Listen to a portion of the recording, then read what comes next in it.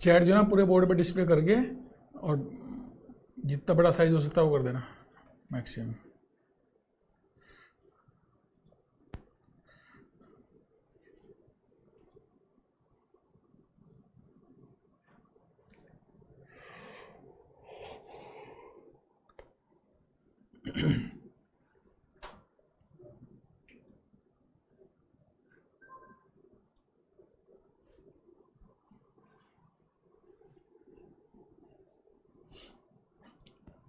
पूरा कर दो, कोई दिक्कत नहीं है। हाँ ठीक है सर, आप देखेंगे नहीं? कोई दिक्कत नहीं है।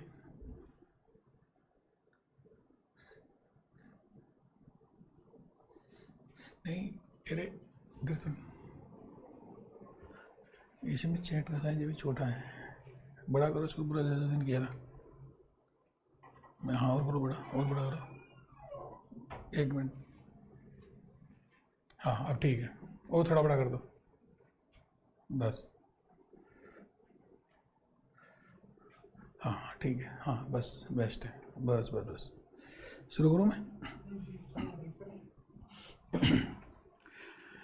Hello my dear students, good afternoon to everybody. कैसे हैं आप सभी लोग? आज हम लोग जो चैप्टर शुरू करने जा रहे हैं, ये मेरी तरफ पढ़ना है। आज हम लोग जो चैप्टर शुरू करने जा रहे हैं, electrochemistry lecture number 1, right.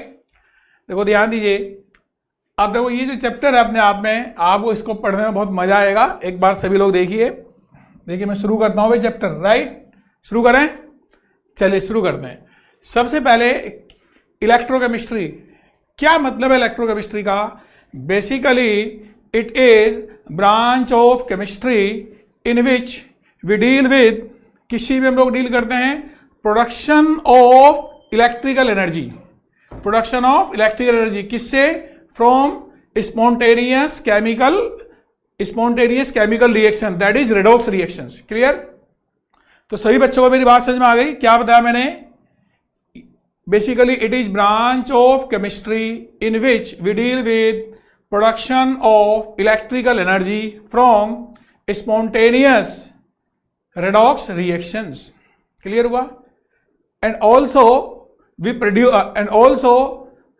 produce the desired product from the non-spontaneous chemical reactions using electricity।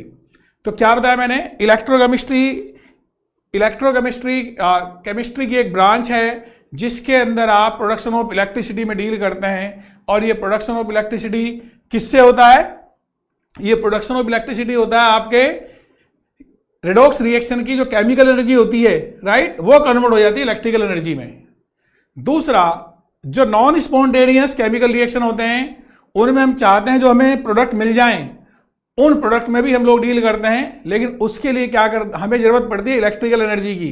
तो हम लोग इलेक्ट्रिकल एनर्जी यूज करते हैं और वो कन्वर्ट हो जाती है केमिकल रिएक्शन में। जब वो केमिकल रिएक्शन में कन्वर्ट हो जाती है तो उससे हम लोग को डिजायर्ड केमिकल प्रोडक्ट मिल जाते हैं। इतना क्लियर हुआ?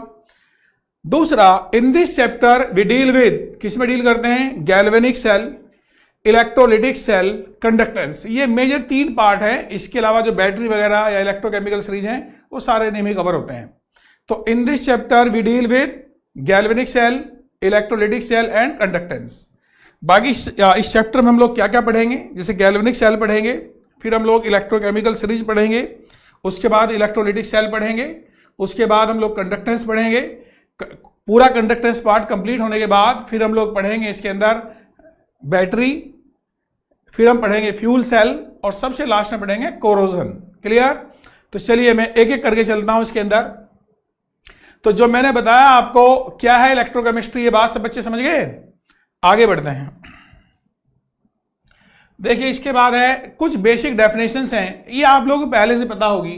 जैसे सबसे पहले ऑक्सीडेशन। क्या होता है oxidation? When loss of electron, देखो ध्यान दीजिए, when loss of electron takes place then process is known as oxidation। जैसे मैं एक एग्जांपल देता हूं इसके अंदर, ध्यान दीजिए, Zn convert into Zn+2 + 2 electron. तो देखो यहां पे 2 इलेक्ट्रॉन का लॉस हुआ। तो Zn का Zn+2 में जो कन्वर्जन है, Zn+2 में जो कन्वर्जन है, इसको क्या बोलते हैं हम लोग? ऑक्सीडेशन। सब बच्चे समझिए क्या होता है ऑक्सीडेशन, क्लियर। इसके बाद नेक्स्ट टर्म रिडक्शन। रिडक्शन में क्या होता है, gain of electron. When gain of electron takes place then process is known as reduction. इनमें हम लोग डील करेंगे, राइट। देखिए ध्यान से, जैसे मैं एग्जांपल लिखता हूं Cu + 2 electron convert into Cu। अब यहां पे देखो इलेक्ट्रॉन का गेन हुआ है, इसका मतलब Cu + 2 का Cu में क्या हो जाएगा, रिडक्शन। This is reduction. तो देखिए मैंने आप लोग जो टर्म्स बताई है, एक बताया ऑक्सीडेशन, दूसरा बताया रिडक्शन। सब बच्चे समझ गए, बहुत आसान सी बात है। Loss of electron oxidation, gain of electron reduction, right. इसके बाद देखिए ध्यान से, एक टर्म्स आती है रेडॉक्स रिएक्शन। क्या होती है redox reaction, when oxidation and reduction takes place simultaneously then the reaction is known as redox reactions. एक बार और सुन लीजिए, जब ऑक्सीडेशन और रिडक्शन दोनों साथ साथ होते हैं तो उस प्रोसेस को क्या बोलते हैं हम लोग, उस रिएक्शन को क्या बोलते हैं हम लोग, रेडॉक्स रिएक्शन। देखो एग्जांपल देखिए इसका, जैसे एग्जांपल है Zn + CuSO4 convert into ZnSO4 + Cu। ये रिएक्शन दिख रही है सब बच्चों को। मैंने एग्जांपल लिया है Zn + CuSO4 convert into ZnSO4 + Cu। आप देखेंगे Zn ऑक्सीडेशन नंबर कितना, 0, ये सब आप पढ़ चुके हो। Zn का कितना यहां पर +2, Cu का कितना +2, इसका कितना 0। देखो ये आपको पता है, जब ऑक्सीडेशन नंबर इंक्रीज होता है उसको क्या बोलते हैं, ऑक्सीडेशन, क्लियर। जब ऑक्सीडेशन नंबर कम होगा उसको क्या बोलेंगे, रिडक्शन। यानी मैं ऐसे लिख देता हूं यहां पर, if oxidation number increase then process is oxidation. ये बात सब बच्चे समझते हैं। देखो ध्यान दीजिए,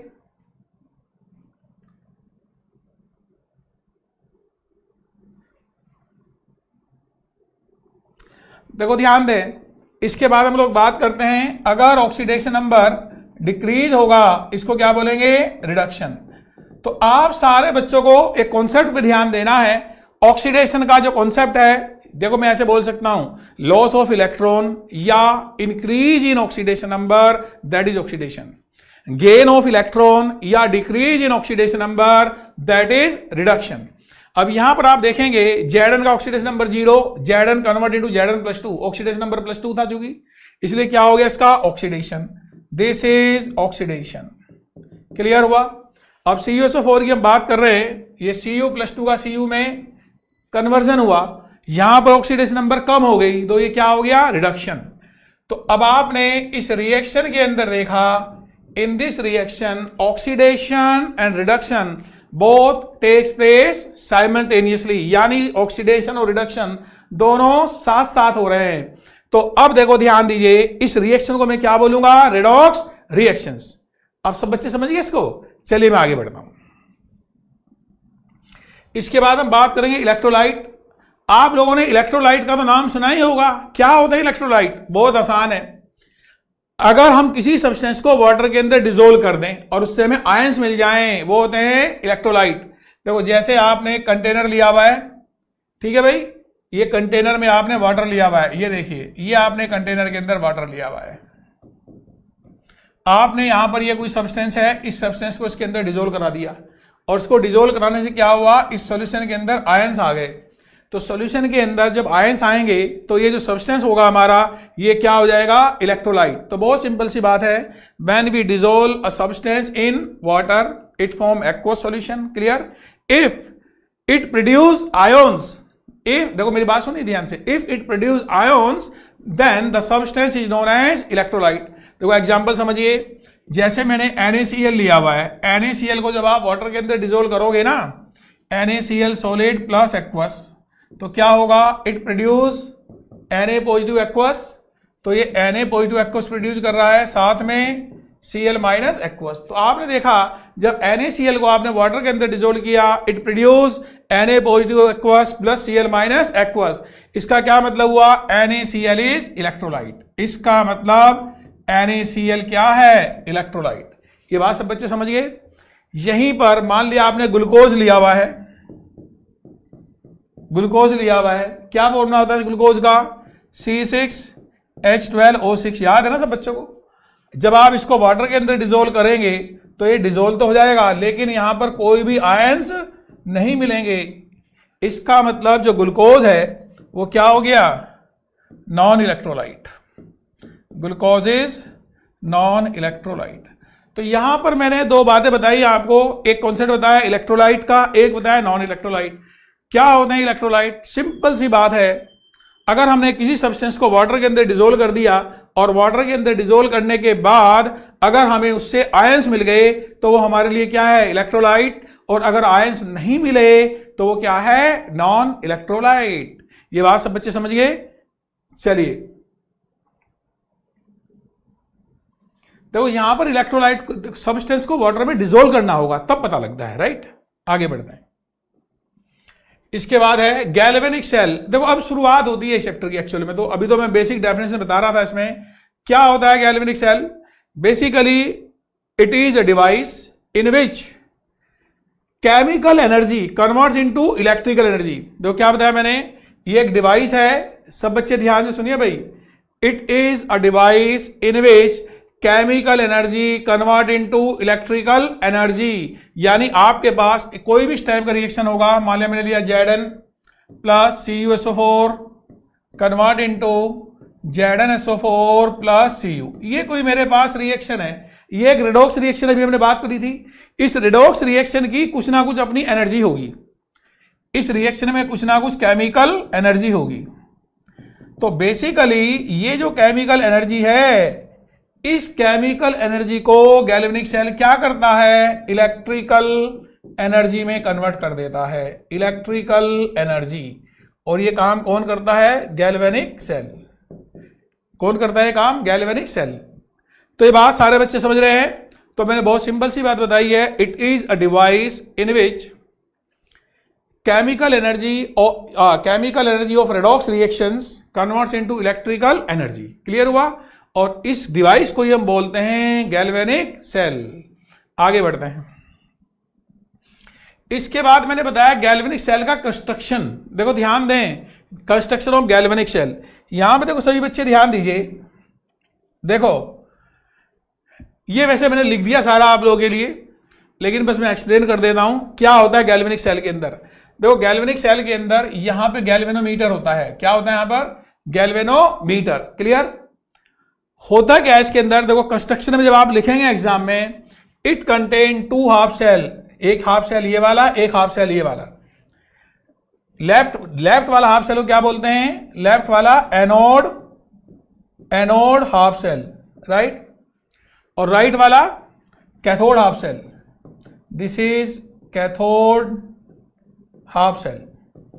तो देखो ध्यान दीजिए, it contain two half cell, one is anode half cell, another is cathode half cell. Clear? In anode half cell Zn, देखो Zn electrode dipped into ZnSO4 solution. इसके अंदर ये जो सॉल्यूशन दिख रहा है ना, ये किसका है? ZnSO4 का। क्लियर? इन कैथोड हाफ सेल, इन कैथोड हाफ सेल देखो ध्यान दीजिए, इसमें कौन है? CuSO4। देखो ध्यान दें सब बच्चे, सभी बच्चों को मेरी बात समझ में आ गई?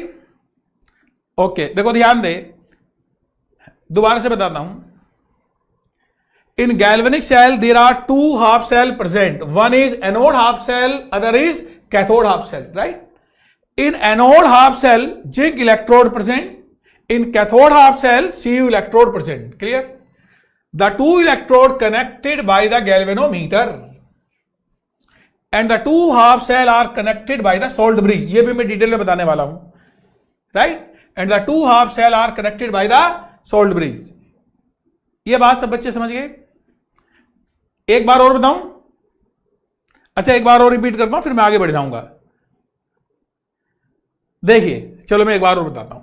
देखो क्या होता है इसके अंदर, in galvanic cell there are two half cell, one is anode half cell, other is cathode half cell.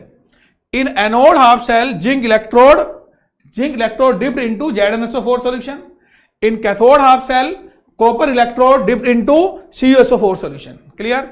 And the two electrodes are connected by the galvanometer. Clear?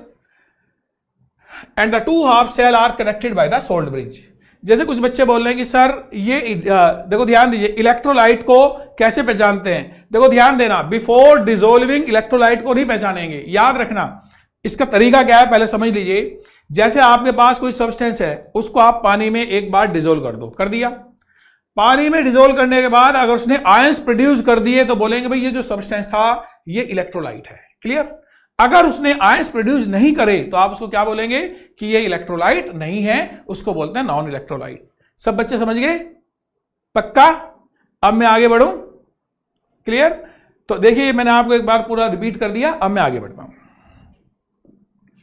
अब यहां पे आते हैं वर्किंग ऑफ सेल। देखो ध्यान दीजिए, अब ये जो सेल है वर्क कैसे करता है, इसका वर्क करने का तरीका क्या है, ये सारे बच्चे ध्यान दें।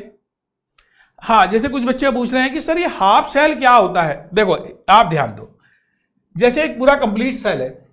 अब इस सेल के दो कंपार्टमेंट हैं, एक है कैथोड कंपार्टमेंट ये वाला, एक है एनोड कंपार्टमेंट ये वाला।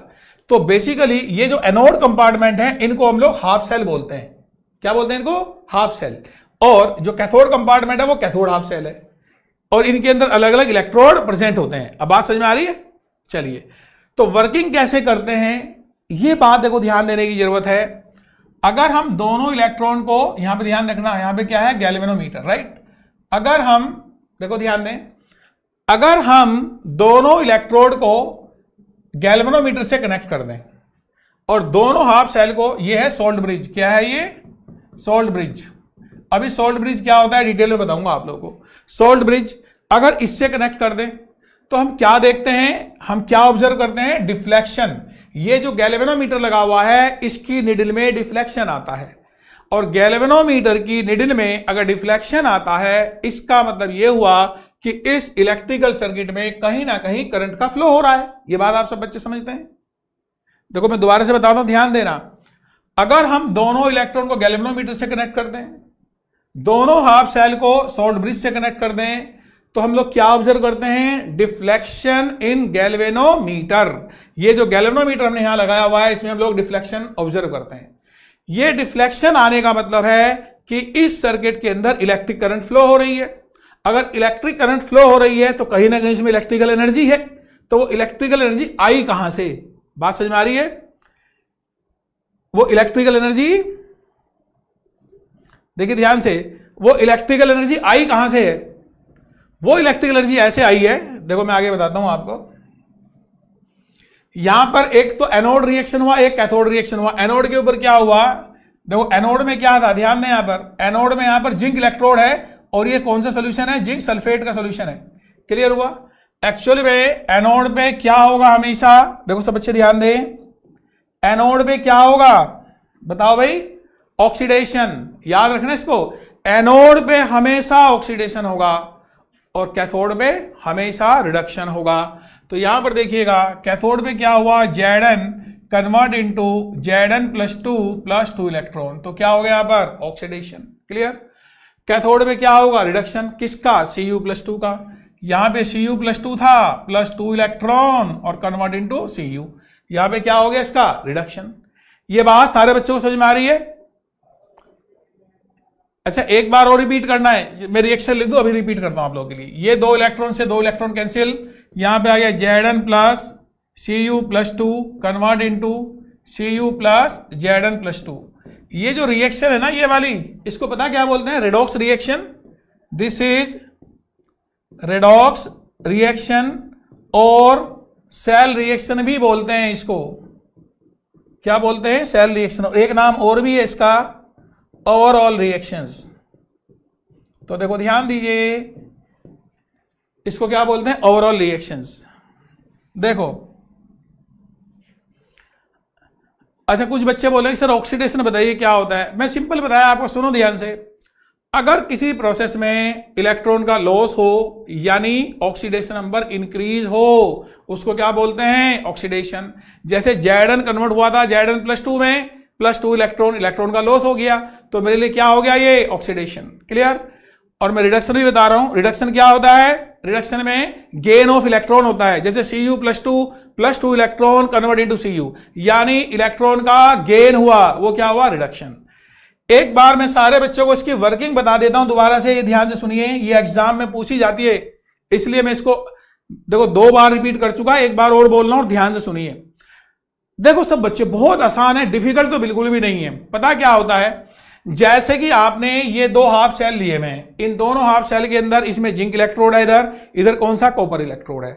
आपने क्या किया, इन दोनों इलेक्ट्रॉन को, ये जो गैल्वेनोमीटर है मैंने जी से रिप्रेजेंट किया है, देखिए ध्यान से, ये है गैल्वेनोमीटर, गैल्वेनोमीटर, राइट। देखो आपने क्या किया है, देखो ऑक्सीडेशन समझ में आ गया ना भाई, अभी बताया था आप लोगों को। हाँ अभी सब बताता हूं, देखो ध्यान दीजिएगा। जैसे कि आपने दोनों इलेक्ट्रोड को गैल्वेनोमीटर से कनेक्ट किया, राइट, और साथ में आपने इन दोनों हाफ सेल को सोल्ट ब्रिज से कनेक्ट कर दिया, यानी पूरा इलेक्ट्रिकल सर्किट कंप्लीट हो गया। तो हम क्या देखते हैं, हम देखते हैं जो गैल्वेनोमीटर है, गैल्वेनोमीटर के अंदर डिफ्लेक्शन आ रहा है। अगर गैल्वेनोमीटर के अंदर डिफ्लेक्शन आ रहा है, इस बात का मतलब क्या होता है, इस बात का मतलब होता है ये जो सर्किट है ना, इस सर्किट के अंदर इलेक्ट्रिक करंट का फ्लो हो रहा है, और इलेक्ट्रिक करंट के फ्लो होने के लिए कौन सी एनर्जी की जरूरत है, इलेक्ट्रिकल एनर्जी। इसका मतलब कहीं ना कहीं यहां पे इलेक्ट्रिकल एनर्जी है। ये इलेक्ट्रिकल एनर्जी आई कहां से, बात समझ में आ रही है, देखिए ध्यान से, ये इलेक्ट्रिकल एनर्जी आई कहां से है। अब मैं आपको बताता हूं, देखो ध्यान दीजिए, हुआ ये जो एनोड जो एनोड है, एनोड पे क्या हो रहा है, oxidation, Zn converted to Zn+2 electron. Cathode, cathode पे क्या हो रहा है, रिडक्शन, कैथोड पे क्या हो रहा है, रिडक्शन। देखो मैं यहां पे लिख देता हूं, दिस इज, ध्यान दीजिए, दिस इज ऑक्सीडेशन और यहां पर रिडक्शन। तो देखो सारे बच्चे ध्यान दें, क्या हुआ, Zn convert into Zn+2 electron, oxidation. ये हुआ, कहां पे रिएक्शन हुआ, एनोड रिएक्शन हुआ। कैथोड रिएक्शन कौन सा हुआ, यहां पर देखिए ध्यान से, Cu+2 electron convert into Cu, यहां पे हुआ रिडक्शन। अगर मैं दोनों रिएक्शन को ऐड कर दूं तो 2 इलेक्ट्रॉन से 2 इलेक्ट्रॉन कैंसिल हो रहे हैं। यहां पर मेरे पास आ गया Zn प्लस Cu+2, इधर आ गया Cu प्लस Zn+2, यानी ये मेरे पास एक रेडॉक्स रिएक्शन आया। ये जो रेडॉक्स रिएक्शन आया है ना, इसी को नाम है सेल रिएक्शन, और इसी को बोलते हैं ओवरऑल रिएक्शंस। सब बच्चों की बात समझ में आ गई, क्या बोलते हैं इसको, सेल रिएक्शन, और इसी का नाम है ओवरऑल रिएक्शन। और ये क्या है, सेल का रेडॉक्स रिएक्शन। जब ये रेडॉक्स रिएक्शन आया है, इसके अंदर केमिकल एनर्जी है ना, तो रेडॉक्स रिएक्शन की जो केमिकल एनर्जी है, रेडॉक्स रिएक्शन, देखो ध्यान देना, इसकी जो केमिकल एनर्जी है, केमिकल एनर्जी, ये कन्वर्ट हुई है किसमें, इलेक्ट्रिकल एनर्जी में। किसमें कन्वर्ट हुई है भाई, ये इलेक्ट्रिकल एनर्जी में। और इसको किसने कन्वर्ट किया है, गैल्वेनिक सेल ने। इसलिए गैल्वेनिक सेल में वो जो इलेक्ट्रिक करंट है उसका फ्लो हो रहा था। अब बताए सारे बच्चों को बात समझ में आ रही है भाई, कोई डाउट? अरे मेरी बात समझ में आ गई? तो मैं बहुत सिंपल सी बात बोली आपसे। सबसे पहले हमने इलेक्ट्रिकल एनर्जी को आइडेंटिफाई किया। कैसे आइडेंटिफाई किया मैंने, कि हमने क्या किया था, देखो यहां पर इन दोनों इलेक्ट्रोड को हमने कनेक्ट कर दिया गैल्वेनोमीटर से, और साथ में दोनों हाफ सेल को कनेक्ट कर दिया सॉल्ट ब्रिज से। ऐसा करने से क्या हुआ, हमने देखा कि गैल्वेनोमीटर के अंदर डिफ्लेक्शन आया। ये गैल्वेनोमीटर के अंदर डिफ्लेक्शन आने का मतलब है वहां पर इलेक्ट्रिक करंट का फ्लो हुआ है, और इलेक्ट्रिक करंट के फ्लो के लिए कौन सी एनर्जी रिस्पॉन्सिबल होती है, इलेक्ट्रिकल एनर्जी। अब पॉइंट याद है, इलेक्ट्रिक एनर्जी आई कहां से है, ये electrical energy, actually electrical energy आई है केमिकल एनर्जी से। गैल्वेनिक सेल ने केमिकल एनर्जी को इलेक्ट्रिकल एनर्जी में कन्वर्ट करा है। अब वो केमिकल एनर्जी कौन सी है वो मैं आपको बता रहा हूं। यहां पर एनोड के ऊपर 2 रिएक्शन, हाँ समझ में आ गया, वेरी गुड। एनोड के ऊपर 2 रिएक्शन आई, कौन कौन सी, Zn convert into Zn+2 electron, Cu+2 electron convert into Cu। तो यहां से मेरे पास जो रिएक्शन बनी Zn plus Cu+2 convert into Cu plus Zn+2, this is cell reaction. इसी को बोलते हैं ओवरऑल रिएक्शंस, राइट, इसी को बोलते हैं रेडॉक्स रिएक्शन। इस रिएक्शन की जो केमिकल एनर्जी थी, वो केमिकल एनर्जी कन्वर्ट हुई है इलेक्ट्रिकल एनर्जी में। अब सब बच्चों को समझ में आ गया? चलिए वेरी गुड, आगे बढ़ते हैं।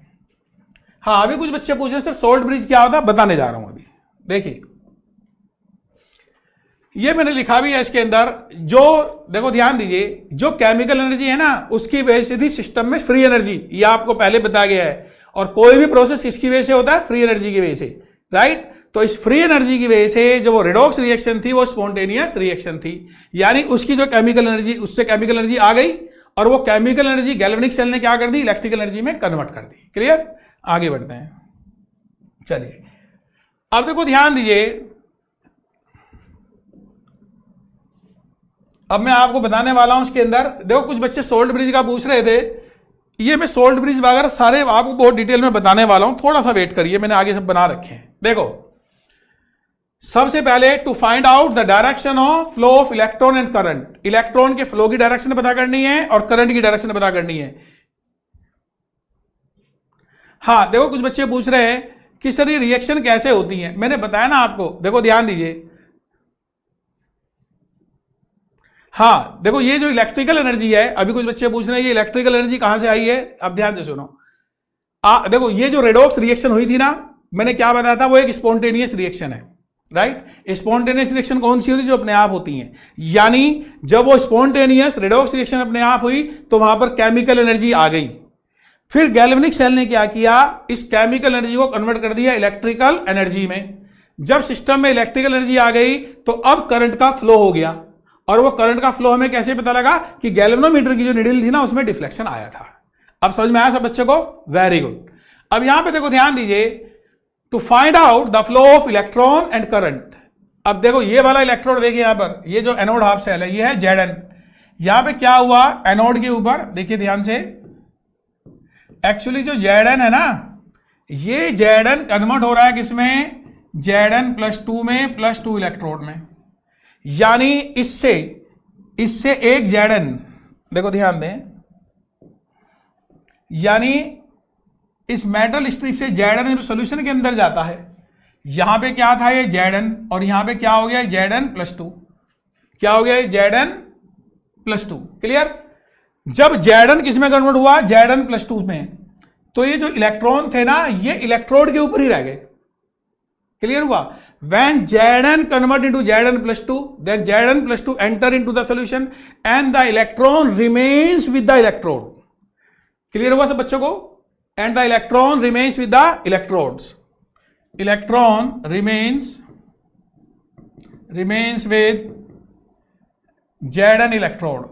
ये जो Zn इलेक्ट्रोड है इसके साथ में इलेक्ट्रॉन रहते हैं। आप ऐसा समझ सकते हैं, ऐसे यहां पर इलेक्ट्रॉन प्रेजेंट होंगे, ऐसे मैंने बना दिए। तो यहां पर क्या कौन प्रेजेंट है, इलेक्ट्रॉन। इलेक्ट्रॉन के ऊपर बताओ कैसे चार्ज होता है, नेगेटिव चार्ज। देखिए ध्यान से, इलेक्ट्रॉन के ऊपर जो चार्ज है वो कैसा चार्ज है, नेगेटिव चार्ज। क्लियर? सो Zn इलेक्ट्रॉन कैसा इलेक्ट्रोड होगा, नेगेटिव इलेक्ट्रोड, यानी एनोड इज नेगेटिव इलेक्ट्रोड। क्या ये बात सारे बच्चों को पता लगी जो मैंने लिखी कि एनोड नेगेटिव इलेक्ट्रोड होता है? समझ गए सब बच्चे? चलिए, तो ये भी समझ में आ गया और रिएक्शन कैसे होती हैं। वेरी गुड, ये था एनोड। अब मैं बात करता हूं कैथोड की। देखिए यहां पर, देखिए जब मैं कैथोड की बात करता हूं तो क्या होगा, ये है कैथोड और ये है Cu इलेक्ट्रोड। यहां पर हो क्या रहा है बेसिकली, ये कौन सा इलेक्ट्रोड है, Cu इलेक्ट्रोड। इस सॉल्यूशन के अंदर जो Cu+2 थे, इस सॉल्यूशन के अंदर जो Cu+2 थे, ये Cu+2 जब यहां पर पहुंचे ये खुद कन्वर्ट हो गए किसमें, Cu में। खुद किसमें कन्वर्ट हो गए, Cu में। क्लियर हुआ? तो यहां पे देखिएगा Cu+2, ये जो Cu+2 सॉल्यूशन के अंदर थे, इन Cu+2 ने 2 इलेक्ट्रॉन लिए और ये कन्वर्ट किसमें हो गए, Cu में। इतनी बात समझ में आ रही है? ये बात सही बच्चों को समझ में आ रही है? हाँ, जैसे कुछ बच्चे पूछ रहे हैं कि सर ZnSO4 इलेक्ट्रोलाइट है क्या? बिल्कुल। देखो ध्यान दो आप, जब ZnSO4 को, देखो ध्यान से, अगर हम ZnSO4 को वाटर के अंदर डिजोल्व करेंगे तो इससे क्या क्या मिलेगा, आप समझते हैं, Zn+2 मिल जाएगा, SO4-2 मिल जाएगा। आप खुद ही डिसाइड करो। अगर आपने ZnSO4 को वाटर में डिजोल्व कर दिया, इससे हमें आयंस मिल गए, Zn+2 भी मिल गया, SO4-2 भी मिला, तो हमारे लिए क्या है ZnSO4, दिस इज इलेक्ट्रोलाइट। ये बात सब बच्चों को समझ में आ गई? हाँ, अब जैसे कुछ बच्चे बोलते हैं सर एनोड तो पॉजिटिव होता है, नेगेटिव कैसे हो गया? अब ध्यान से सुनो मैं जो बात बोल रहा हूं। देखिए गैल्वेनिक सेल के अंदर जो एनोड होता है ना वो नेगेटिव इलेक्ट्रोड होता है और कैथोड होता है पॉजिटिव इलेक्ट्रोड। लेकिन हम बचपन से पढ़ते आ रहे हैं कौन सा सेल, इलेक्ट्रोलिटिक सेल पढ़ते आ रहे हैं। इलेक्ट्रोलिटिक सेल में उल्टा होता है, इलेक्ट्रोलिटिक सेल में एनोड पॉजिटिव होता है और कैथोड नेगेटिव होता है। अब याद रहेगा। तो यहां पर हम जो सेल पढ़ रहे हैं, हम पढ़ रहे हैं अभी गैल्वेनिक सेल, और गैल्वेनिक सेल के अंदर एनोड नेगेटिव इलेक्ट्रोड है और कैथोड पॉजिटिव इलेक्ट्रोड है। क्लियर हुआ? ये आप जो बोल रहे हैं कि सर एनोड तो पॉजिटिव इलेक्ट्रोड होता था, ये होता था इलेक्ट्रोलिटिक सेल के अंदर, वो हम लोग आगे पढ़ेंगे। क्लियर हुआ सब बच्चों को? तो देखो ध्यान दीजिए, कैथोड के ऊपर क्या हुआ, कैथोड के ऊपर Cu+2 इलेक्ट्रॉन Cu में कन्वर्ट हो गए। तो इन Cu+2 ने कैथोड से इलेक्ट्रॉन ले लिए, Cu इलेक्ट्रोड से इलेक्ट्रॉन ले लिए, तो उसके अपने इलेक्ट्रॉन चले गए। कैसा चार्ज डेवलप हुआ? Positive charge. देखिए ध्यान से, कैसा चार्ज डेवलप हुआ इसके ऊपर? Positive charge. अब आप सारे बच्चों को ये बात समझ में आ गई होगी कि भाई यहां पर इसके ऊपर पॉजिटिव चार्ज डेवलप हुआ है। क्लियर? यानी ये जो कैथोड है ये कैसा इलेक्ट्रोड हो गया? पॉजिटिव इलेक्ट्रोड हो गया। इतनी बात समझ में आई? तो देखो दोबारा सुन लीजिएगा जो मैं आपसे बोल रहा हूं। बेसिकली जो Zn इलेक्ट्रोड है वो एक नेगेटिव इलेक्ट्रोड है और जो Cu इलेक्ट्रोड है वो एक पॉजिटिव इलेक्ट्रोड है। क्लियर हुआ? और यहां पर अब क्या होगा, ये वाला जो इलेक्ट्रोड है ना पॉजिटिव इलेक्ट्रोड, ये इलेक्ट्रॉन को अट्रैक्ट करेगा।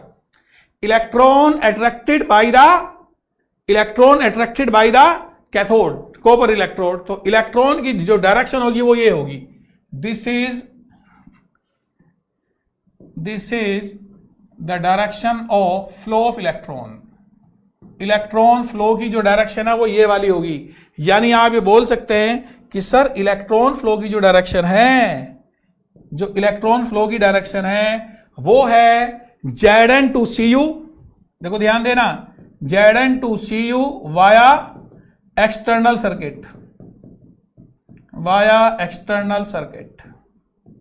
तो मैंने आपको सिंपल सी बात बोली है। तो देखो ध्यान दी सब बच्चे, इस बात को समझ गए होंगे कि यहां पर इलेक्ट्रॉन की जो डायरेक्शन है वो कहां से कहां होगी? Zn से Cu। देखो Zn से Cu की तरफ जा रहे हैं इलेक्ट्रॉन, दिख रहे हैं, और किधर से जा रहे हैं? एक्सटर्नल सर्किट से। अब सारे बच्चे समझ गए इस बात को? आगे बढ़े। हाँ, जैसे देखो कुछ बच्चे बोले से डेनियल सेल क्या है। एक्चुअली ये देखो ध्यान से, अभी हम जो बात कर रहे हैं डेनियल सेल ही है। देखो ध्यान दीजिए, कौन सा सेल है? ये डेनियल सेल ही है। इसमें ZnSO4 हमने लिया हुआ है, जिंक इलेक्ट्रोड डिप किया हुआ है। CuSO4 लिया हुआ है, उसमें Cu हमने डिप किया हुआ है, और इन दोनों को ऐसे कनेक्ट कर दिया गैल्वेनोमीटर से। यहां पर ये दोनों हाफ सेल से कनेक्टेड हैं। क्लियर हुआ? तो देखो ध्यान दीजिएगा, ये मुझे लगता है कि direction of flow of electron सारे बच्चे समझ गए हैं। किसी को डाउट है?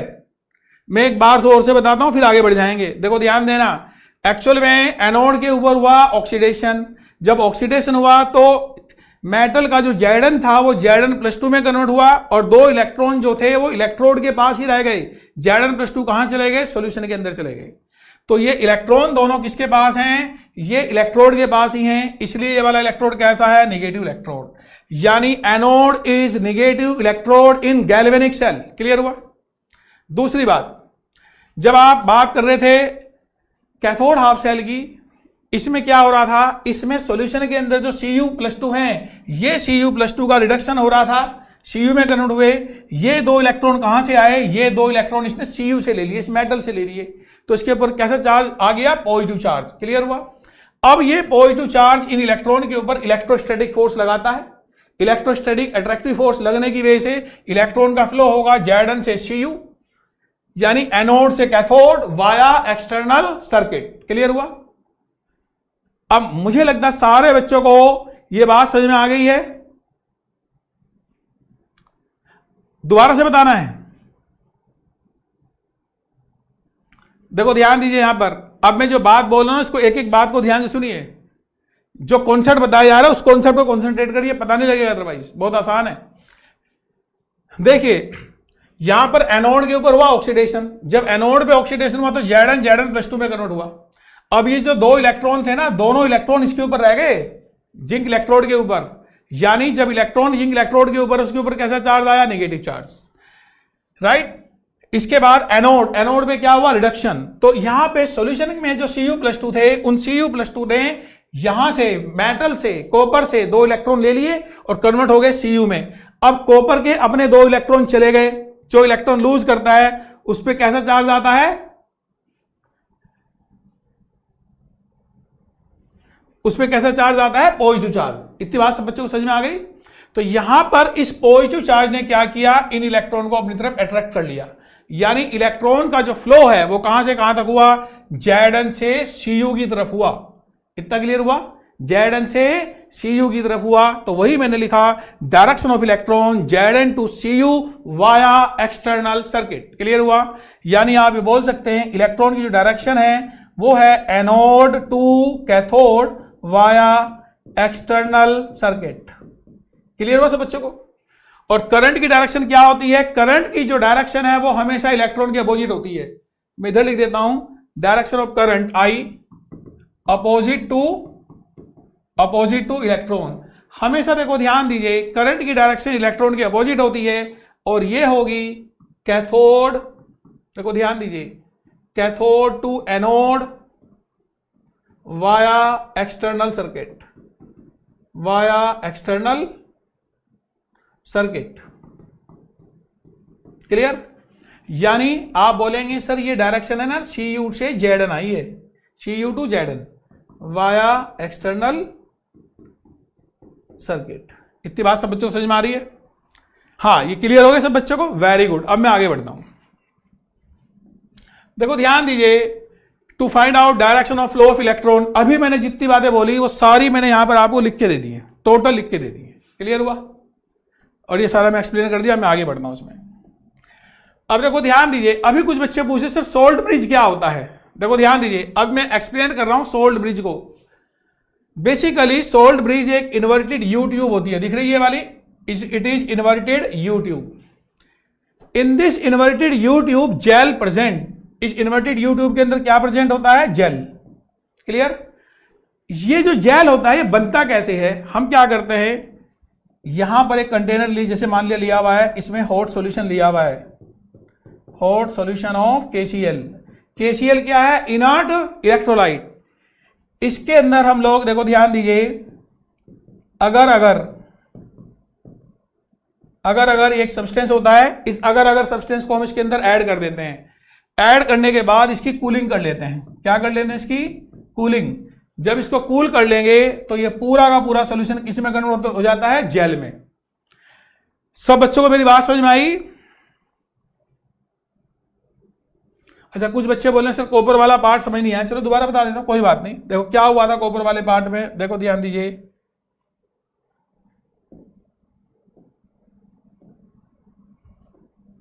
हाँ देखो कॉपर वाला पार्ट देखिए सब बच्चे, यहां पर कॉपर में क्या हुआ, सॉल्यूशन के अंदर Cu+2 है। इन Cu+2 ने क्या किया, इस कॉपर से इलेक्ट्रॉन ले लिए। ये देखो, चूंकि हम जानते हैं कैथोड के ऊपर क्या होगा, रिडक्शन। तो यानी यहां पे Cu+2 इलेक्ट्रॉन, ये इलेक्ट्रॉन कहां से आए, कॉपर से, और कन्वर्ट हो गया Cu में। अब कॉपर के अपने इलेक्ट्रॉन चले गए, इसका मतलब कॉपर के ऊपर कैसा चार्ज आया, पॉजिटिव चार्ज। ये देखिए कॉपर के ऊपर पॉजिटिव चार्ज आया। अब समझ में आ रहा है, ये बात सब बच्चों को समझ में आ रही है।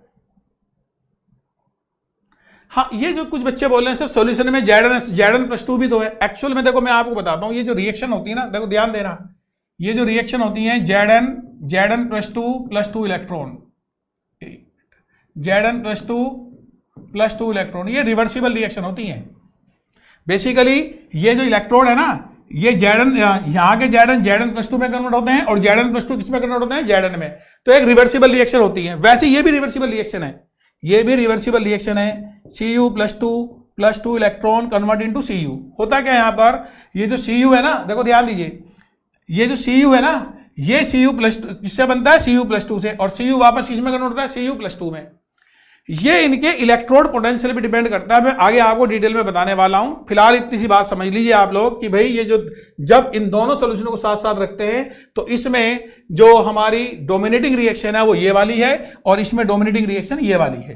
क्लियर। इसलिए हमने इसको पहले रिवर्सिबल से दिखाया ही नहीं, हमने बोला ठीक है जो डोमिनेटिंग रिएक्शन है उसी को लिख देते हैं। यानी हम लोग बात कर रहे हैं जब मैं दोनों सोल्यूशन आपस में से प्लेस करता हूं और ऐसा पूरा अरेंजमेंट हम लोग अरेंज करते हैं, तो उस केस में क्या होगा, देखो ध्यान दीजिए, उस केस में क्या होगा, हम डोमिनेटिंग रिएक्शन की बात कर रहे हैं, Zn कन्वर्ट इनटू Zn+2 में और Cu+2 कन्वर्ट इनटू Cu में। अब जो Cu+2 जब Cu में कन्वर्ट हो रहा है तो मेटल से इलेक्ट्रॉन ले रहा है, यानी मेटल के ऊपर कैसे चार्ज आ गया, पॉजिटिव चार्ज, क्योंकि उसने खुद ने इलेक्ट्रॉन लूज कर दिए। बात समझ में आ रही है? तो यहां पर पॉजिटिव चार्ज आया, इस पे ऑलरेडी नेगेटिव चार्ज था ही, तो इन पॉजिटिव चार्ज ने क्या किया, इन इलेक्ट्रॉन को अपनी तरफ अट्रैक्ट कर लिया। क्लियर हुआ? इन इलेक्ट्रॉन को, हाँ देखो ध्यान दीजिए, अभी बता रहा हूं आपको, इन इलेक्ट्रॉन को अपनी तरफ अट्रैक्ट कर लिया, तो जिससे इलेक्ट्रॉन के फ्लो की डायरेक्शन हो गई किधर से किधर, Zn से Cu की तरफ हो गई। देखो ये जो सर्किट होता है ना, ये वाला, इसको हम लोग बोलते हैं एक्सटर्नल सर्किट, और जो सोल्ट ब्रिज वाला है इसको हम काउंट करते हैं इंटरनल में। बात समझ में आ रही है? देखो ध्यान दीजिए आप लोग, इसके अंदर जो बाहर वाला सर्किट है इसमें गैल्वेनोमीटर लगा हुआ है, वो एक्सटर्नल है, और जो सोल्ट ब्रिज वाला है इसको हम कन्वर्ट किसमें कंसीडर करते हैं, इंटरनल के अंदर। सब बच्चे समझे? आगे बढ़ते हैं, चलिए देखो ध्यान दीजिए, इसमें मैंने जितनी भी बात बोली ना वो सारी लिख के दे रखी है, जिससे आपको नोट ना करना पड़े। क्लियर हुआ? आगे देखिए, हम बात कर रहे हैं सोल्ट ब्रिज की। क्या होता है सोल्ट ब्रिज? देखिए ये एक इन्वर्टेड यू ट्यूब होती है, ऐसी दिख रही सब बच्चों को, दिस इज सोल्ट ब्रिज, ये है सोल्ट ब्रिज। देखो ध्यान दीजिए, it is inverted U tube, in this inverted U tube gel present, इसके अंदर क्या प्रेजेंट है, जेल। क्लियर? ये जेल कैसे बना, ये बात ध्यान देने वाली है। हमने क्या किया, एक कंटेनर के अंदर KCl का हॉट सॉल्यूशन लिया हुआ था। क्लियर? फिर हमने इसके अंदर अगर अगर ऐड कर दिया, अगर अगर ऐड करने के बाद उसको हमने कूल कर दिया, कूलिंग कर दी इसकी, कूलिंग करने के बाद ये पूरा सॉल्यूशन एक जेल की फॉर्म में आ गया। क्लियर हुआ? उस जेल को हम लोग इस ट्यूब के अंदर भर देते हैं। ये बात समझ में आ रही है? ये दोनों इसमें लगे हुए हैं, ये वाले, ये है कॉटन प्लग, कॉटन प्लग, ये कॉटन प्लग लगे हुए हैं। क्लियर हुआ? हम सॉल्यूशन को जेल की फॉर्म में क्यों लेते हैं, जब जेल इस ट्यूब में रहेगा वो नीचे नहीं गिरेगा, क्योंकि इसकी विस्कोसिटी बहुत ज्यादा होती है। समझ बात आ रही है? जेल इसमें नीचे से नीचे नहीं गिरेगा, because viscosity is very high. और इसके अंदर जो KCl है, वो KCl क्या है, KCl इज इनर्ट इलेक्ट्रोलाइट। देखो ध्यान दीजिए, KCl क्या है भाई, दिस इज इनर्ट इलेक्ट्रोलाइट। ये बात सारे बच्चों को समझ में आ गई? पक्का? अच्छा आगे बढ़ते हैं। तो ये तो हो गया सोल्ट ब्रिज। अच्छा सोल्ट ब्रिज का फंक्शन क्या है, ये एग्जाम में पूछे जाते हैं भाई। सोल्ट ब्रिज का फंक्शन क्या है? पहली बात, इट कंप्लीट इलेक्ट्रिकल सर्किट, पहला मैंने यही लिखा, it complete electrical circuit. Clear हुआ? दूसरा, अगर आप देखो ध्यान दीजिए, जैसे कि आपने ये सॉल्यूशन लिए में दो, देखो ध्यान देना, ये मैंने कॉमन बाउंड्री बना दी, एक सॉल्यूशन ये लिया हुआ है, एक सॉल्यूशन ये लिया हुआ है, तो दोनों सॉल्यूशन का अगर कॉन्सेंट्रेशन अलग अलग है तो उसके कॉन्सेंट्रेशन के अलग अलग होने की वजह से ये जो बाउंड्री है इसके अक्रॉस एक पोटेंशियल डिफरेंस लगता है, जिसको बोलते हैं लिक्विड जंक्शन पोटेंशियल। तो यहां पे देखो, इसने दोनों जो सॉल्यूशन है उनको अलग अलग करके रखा हुआ है ना, कॉमन बाउंड्री आई नहीं, यानी लिक्विड जंक्शन पोटेंशियल को मिनिमाइज कर दिया। मैं लिख देता हूं लिक्विड जंक्शन पोटेंशियल क्या होता है आप लोग के लिए, एक मिनट यहां पे लिख देता हूं, liquid junction potential, liquid junction potential. देखो ध्यान देंगे सब बच्चे, क्या मतलब है लिक्विड जंक्शन पोटेंशियल का, the potential difference across the boundary which separated two solution of different concentration and this potential difference is known as liquid junction potential. देखिए the potential difference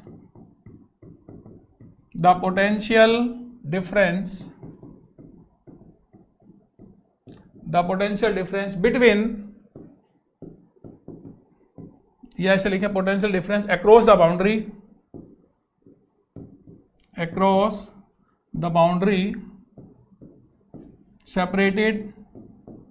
separated two liquid of different concentration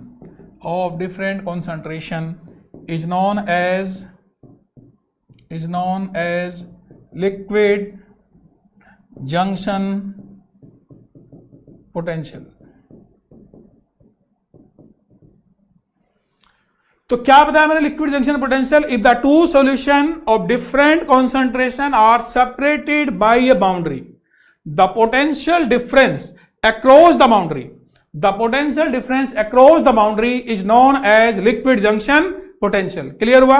अब देखो वापस इधर देखिए आप, यहां पर कोई भी, अच्छा इसमें ऐसे करके बताता हूं आपको, आप ऐसे समझ सकते हैं जैसे यहां पर एक कंटेनर है, ये कॉमन बाउंड्री है, मैं ऐसे डॉटेड लाइन से दिखा रहा हूं इसको, और एक सॉल्यूशन ये है अलग कॉन्सेंट्रेशन का, एक ये है, ये C1 कॉन्सेंट्रेशन है और ये C2 कॉन्सेंट्रेशन है। तो ये जो बाउंड्री दिख रही है ना, इस बाउंड्री के अक्रॉस जो पोटेंशियल डिफरेंस है उसे बोलते हैं लिक्विड जंक्शन पोटेंशियल, राइट?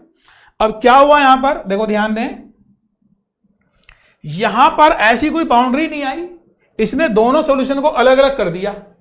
तो जो पॉइंट लिखा मैंने, it minimise the liquid junction potential, ये बात सब बच्चे समझ गए? Very good. दूसरा, सॉल्ट ब्रिज का एक और मेन फंक्शन है, ये सॉल्ट ब्रिज क्या करता है, ये दोनों हाफ सेल को, cathode half cell, anode half cell को भी और कैथोड हाफ सेल को भी इलेक्ट्रिकली न्यूट्रल रखता है। इट मेंटेन, देखो ध्यान दीजिए, it maintain electrical neutrality in two half cell, anode half cell as well as cathode half cell. कैसे मेंटेन करता है, देखो ध्यान दें, आप ऐसे समझिए, मान लिया कभी जैसे यहां पर कौन सा रिएक्शन हो रहा था एनोड के ऊपर, मैं अलग से बताता हूं आपको इसमें, एक मिनट, एक पेज क्रिएट कर लेते हैं। देखो ध्यान दीजिए कैसे मेंटेन करता है, एनोड के ऊपर रिएक्शन हो रहा था, Zn convert into Zn+2 electron. Clear? ये जो एक्सेस Zn+2 है, कभी मान लिया ऐसा हो जाए कि Zn+2 एक्सेस आ गए, excess Zn+2 neutralize by Cl-, excess Zn+2 neutralized by 2Cl-, एक Zn+2 को कितने Cl- करेंगे, 2Cl- ऑफ इनर्ट इलेक्ट्रोलाइट, तो ऐसे यहां पर इलेक्ट्रिकलिटी मतलब इलेक्ट्रिकली उनको न्यूट्रल बना के रखता है। ये बात समझ में आ रही है? चलिए समझ गए आप, वेरी गुड। अब यहां पर हम देखो ध्यान देंगे, ऐसे ही कैथोड में होगा। कैथोड में क्या होगा, जैसे ये रिएक्शन था ना Cu+2 electron convert into Cu, यहां पर अगर मान लिया Cu+2 ज्यादा, अगर Cu+2 यहां पर ज्यादा रिएक्शन में चले गए, क्योंकि CuSO4 में तो दोनों का प्रोपोर्शन 1:1 था, यानी यहां पर जो एक्सेस SO4-2 बच गए सॉल्यूशन के अंदर, सॉल्यूशन के ऊपर SO4-2 का कॉन्सेंट्रेशन ज्यादा हो जाएगा। Excess SO4-2 neutralized by 2K positive. चूंकि इनर्ट इलेक्ट्रोलाइट में भी दो टाइप के आयंस थे, एक पॉजिटिव एक नेगेटिव, आपको याद होगा, बात समझ में आ रही है?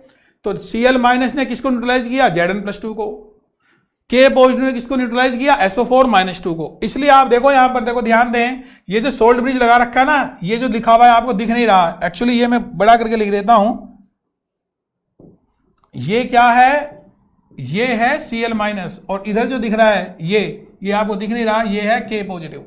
यानी आप समझ सकते हैं इलेक्ट्रिकल न्यूट्रलिटी मेंटेन करने में किसका फंक्शन आया, वो फंक्शन आया सोल्ट ब्रिज में जो इनर्ट इलेक्ट्रोलाइट था, उस इनर्ट इलेक्ट्रोलाइट के 2 Cl- ने एनोड के अंदर एक Zn+2 को न्यूट्रलाइज कर दिया। क्लियर हुआ?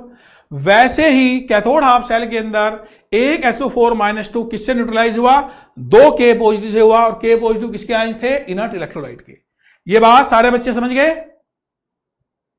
चलिए, तो सभी बच्चों को समझ में आ गई होगी, इसके बाद में आगे बढ़ता हूं। हाँ, ये बताओ सोल्ट ब्रिज समझ में आया, दोबारा बताने की जरूरत है?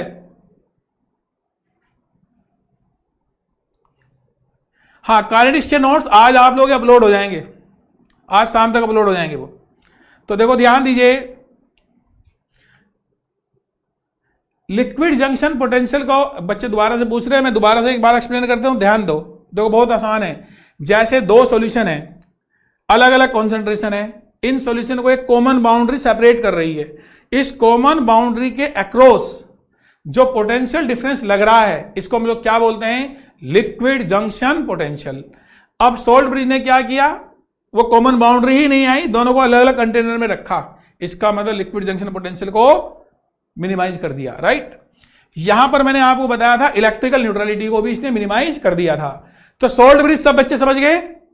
अब मैं आगे बढ़ूं। अच्छा एक बार और बता दूं, देखो ध्यान दो, बहुत आसान है। It is inverted U tube, ठीक, विच कंटेन जेल, इसके अंदर जेल होता है, जेल इसके अंदर भर देते हैं हम लोग। जेल की फॉर्म में क्यों भरते हैं? Viscosity of gel is very high, जब विस्कोसिटी ज्यादा होगी तो ये नीचे गिरेगा नहीं, और यहां पे कॉटन प्लग लगा देते हैं। ये जेल बनता कैसे है? तो होता क्या है, जब आपने hot solution of inert electrolyte लिया हुआ है जैसे KCl का, इसके अंदर आपने अगर ऐड कर दिया, अगर ऐड करने के बाद आपने कूलिंग कर दी, कूलिंग करने के बाद ये पूरा सॉल्यूशन किस फॉर्म में आ गया? जेल की फॉर्म में। उस जेल को उसके अंदर भर दिया था। चलिए समझ गए, वेरी गुड, आगे बढ़ते हैं। अच्छा दूसरा, इसके फंक्शन क्या थे वो भी बता दूं। It complete electrical circuit, electrical circuit को कंप्लीट कर दिया। दूसरा, it minimize liquid junction potential. तीसरा, it maintain electrical neutrality in both half cell.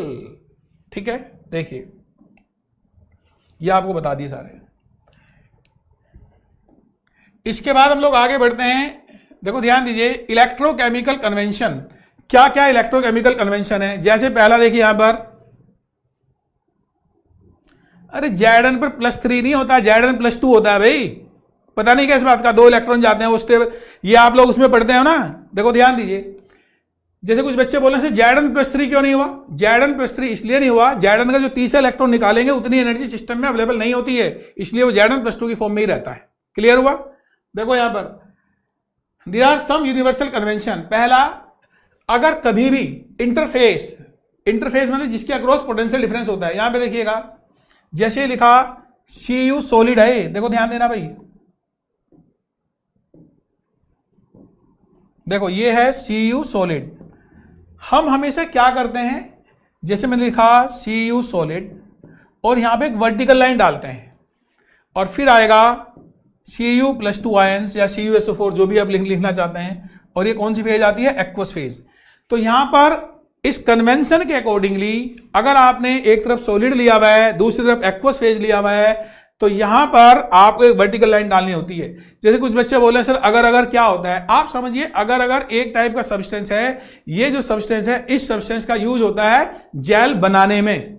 बात समझ में आ रही है? देखो हम लोग फिजिकल केमिस्ट्री के अंदर जो भी सब्सटेंस यूज करते हैं, अगर आप उस सब्सटेंस की प्रॉपर्टी में जाना चाहते हैं तो उसकी प्रॉपर्टी में आपको अलग से जाना पड़ेगा ऑर्गेनिक या इनऑर्गेनिक केमिस्ट्री के अंदर। बात समझ में आ रही है? फिजिकल केमिस्ट्री के पॉइंट ऑफ व्यू से बस मैं ये बोल सकता हूं, हाँ जो अगर है वो हम यूज करते हैं जेल बनाने में, बस इतनी सी बात याद रखें। देखो मैं क्या बोल रहा हूं, अगर सॉलिड और एक्वस दो अलग अलग फेज हैं, डिफरेंट फेज हैं, इनको सेपरेट दिखाने के लिए हम लोग वर्टिकल लाइन का यूज करते हैं, या कभी कभी हम इसके लिए यूज करते हैं, ये भी ऐसे भी लिख सकते हैं Cu कोमा और डॉट लगा देते हैं, सेमी कोलोन जिसको बोलते हैं, और यहां पर ये सॉलिड है और ये Cu एक्वस फेज है। तो कन्वेंशन के अकॉर्डिंगली या तो आप यूज करेंगे वर्टिकल लाइन या कोमा यूज करेंगे सेमी कोलोन के साथ में। ये बात सब बच्चे समझ में आ गई? आगे बढ़ते हैं। इसके बाद दूसरा, किसी भी सेल को अगर आपको रिप्रेजेंटेशन दिखाना हो, याद रखें किसी भी सेल का रिप्रेजेंटेशन दिखाना हो, एनोड लेफ्ट साइड रहेगा, कैथोड राइट हैंड साइड रहेगा। अब मैं याद रखने का तरीका बताता हूं आपको। देखो ABC, ये तो सब बच्चे पढ़ते हो ना। A for anode, B for bridge मतलब salt bridge, C for cathode, C क्या हो गया? कैथोड। अगर आप देखें इधर के डिस्टेंस कैसे होते हैं? माइनस। याद रखने का तरीका है, ये कोई कॉन्सेप्ट नहीं है, याद रखने का तरीका। इधर के डिस्टेंस कैसे? माइनस, इधर के कैसे? पॉजिटिव। यानी गैल्वेनिक सेल के अंदर एनोड कैसा होगा? निगेटिव। कैथोड कैसा होगा? पॉजिटिव। क्लियर? और एनोड के लेफ्ट हैंड साइड हमेशा एनोड लिखा जाएगा, यह कन्वेंशन है, और एनोड के राइट हैंड साइड हमेशा क्या लिखा जाएगा? कैथोड। ये बात सारे बच्चे समझ रहे हैं? तो कुछ बच्चे बोल रहे हैं सर गैल्वेनिक सेल और डैनियल सेल में डिफरेंस क्या है? एक्चुअली जो डैनियल सेल है ना वो गैल्वेनिक सेल ही है। अरे बात समझ में आ रही है? जैसे बोलते हैं सर वेजिटेबल्स, अरे वेजिटेबल में मान लिया आपने बोला बैंगन है, बैंगन अपने आप में क्या है? वेजिटेबल है। बात समझ में आ रही है?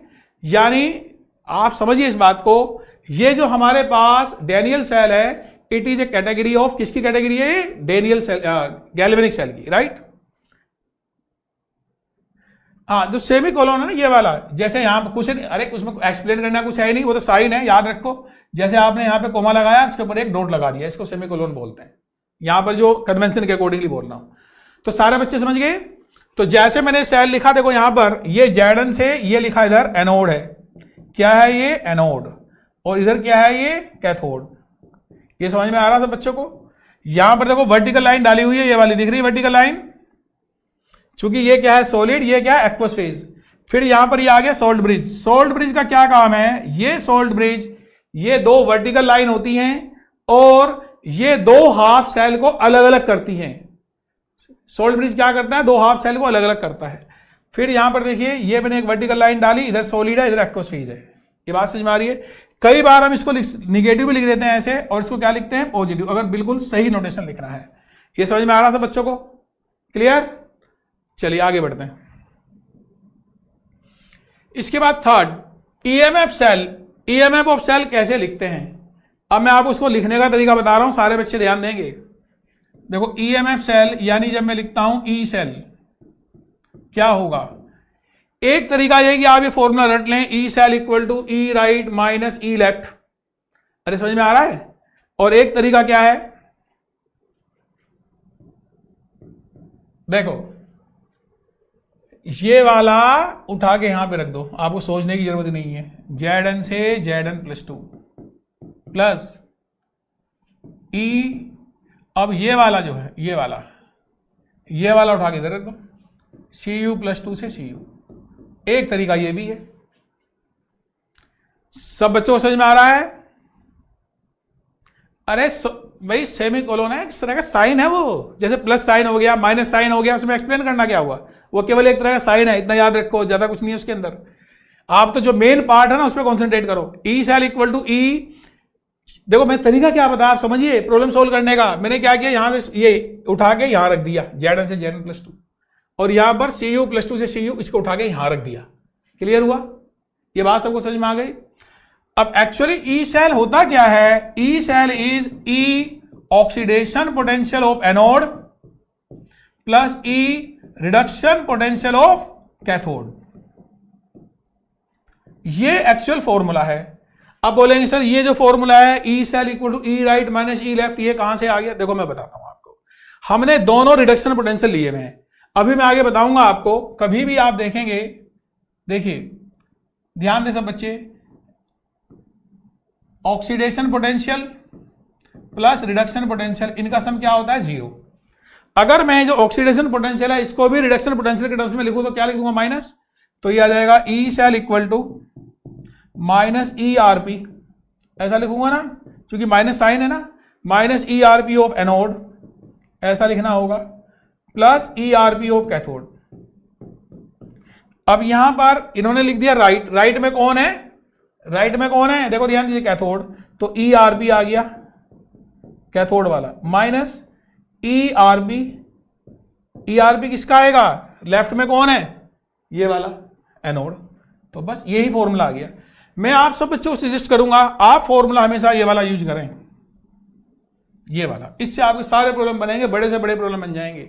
तो बहुत आसान सी बात है। ई सेल कैसे कैलकुलेट करते हैं, ई सेल का फॉर्मूला है ई oxidation potential plus E reduction potential. ठीक है, जब मैं Zn से Zn+2 लिखता हूं, दिस रिप्रेजेंट ऑक्सीडेशन पोटेंशियल। जब मैं Cu+2 से Cu लिखता हूं, इट रिप्रेजेंट रिडक्शन पोटेंशियल।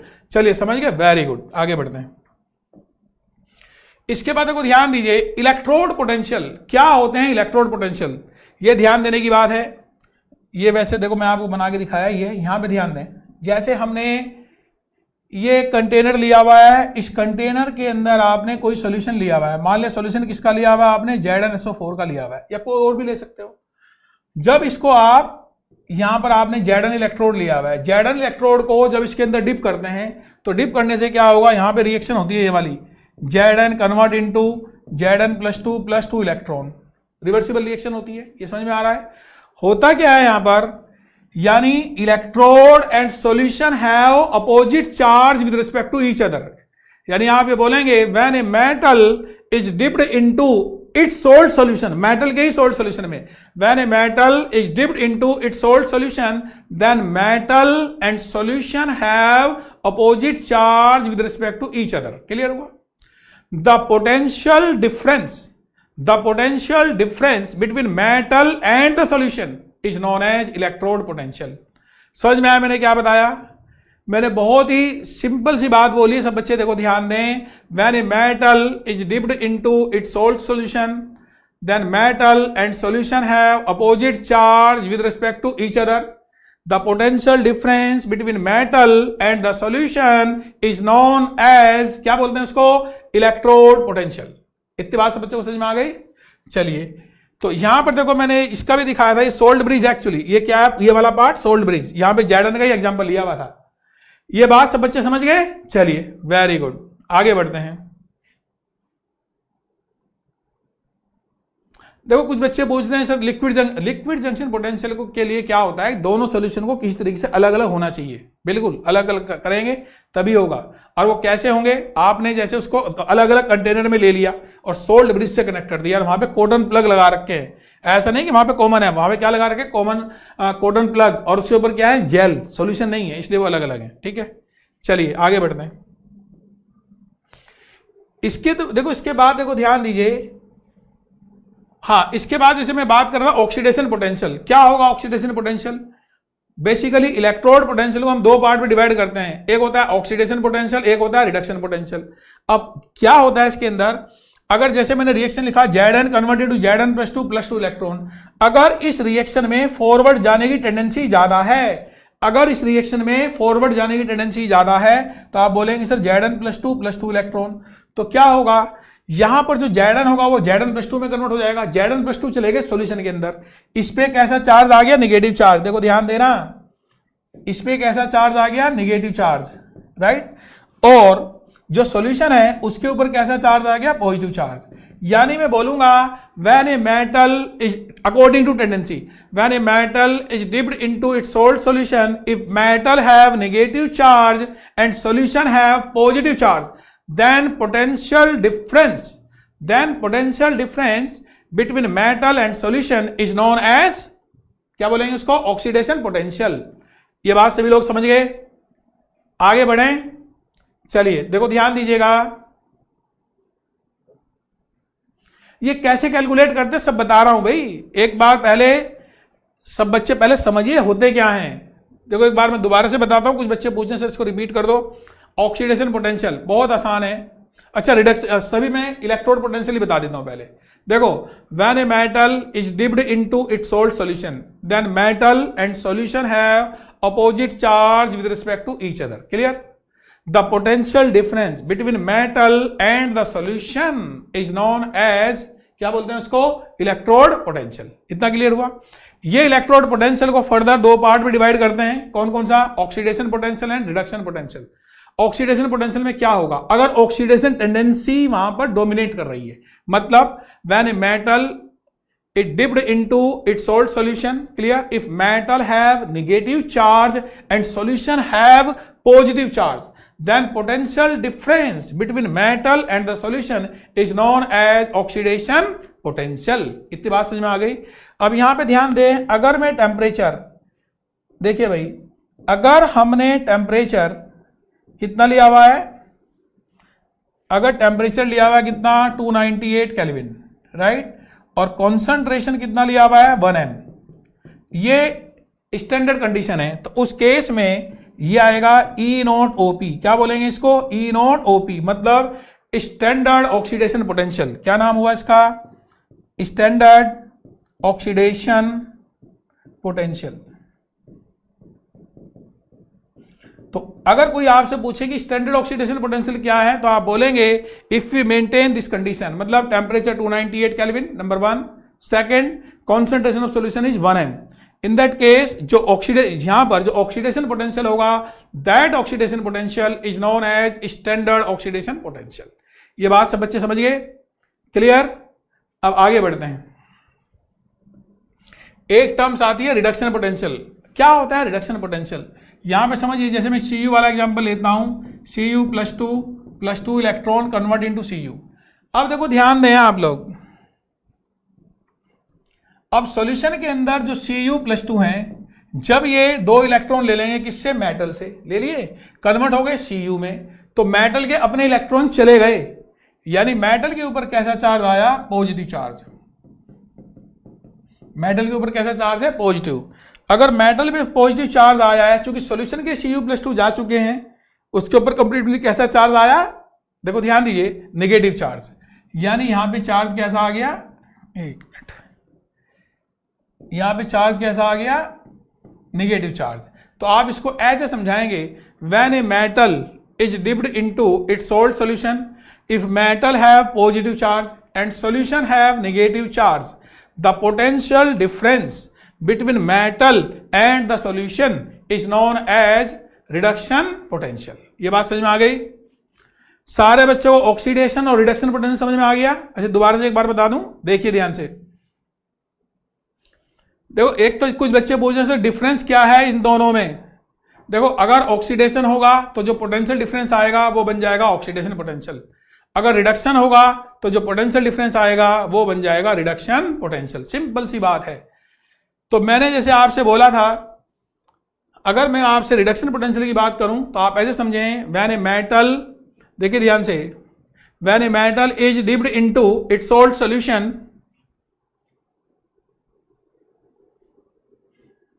हाँ मैंने बोला ना भाई आपको, देखो आप एक बार मैंने रिपीट किया इस बात को, लिक्विड जंक्शन को मिनिमाइज करने के लिए दोनों सॉल्यूशन को अलग अलग रखना चाहिए, बिल्कुल सही बात है, कोई दिक्कत नहीं है, राइट।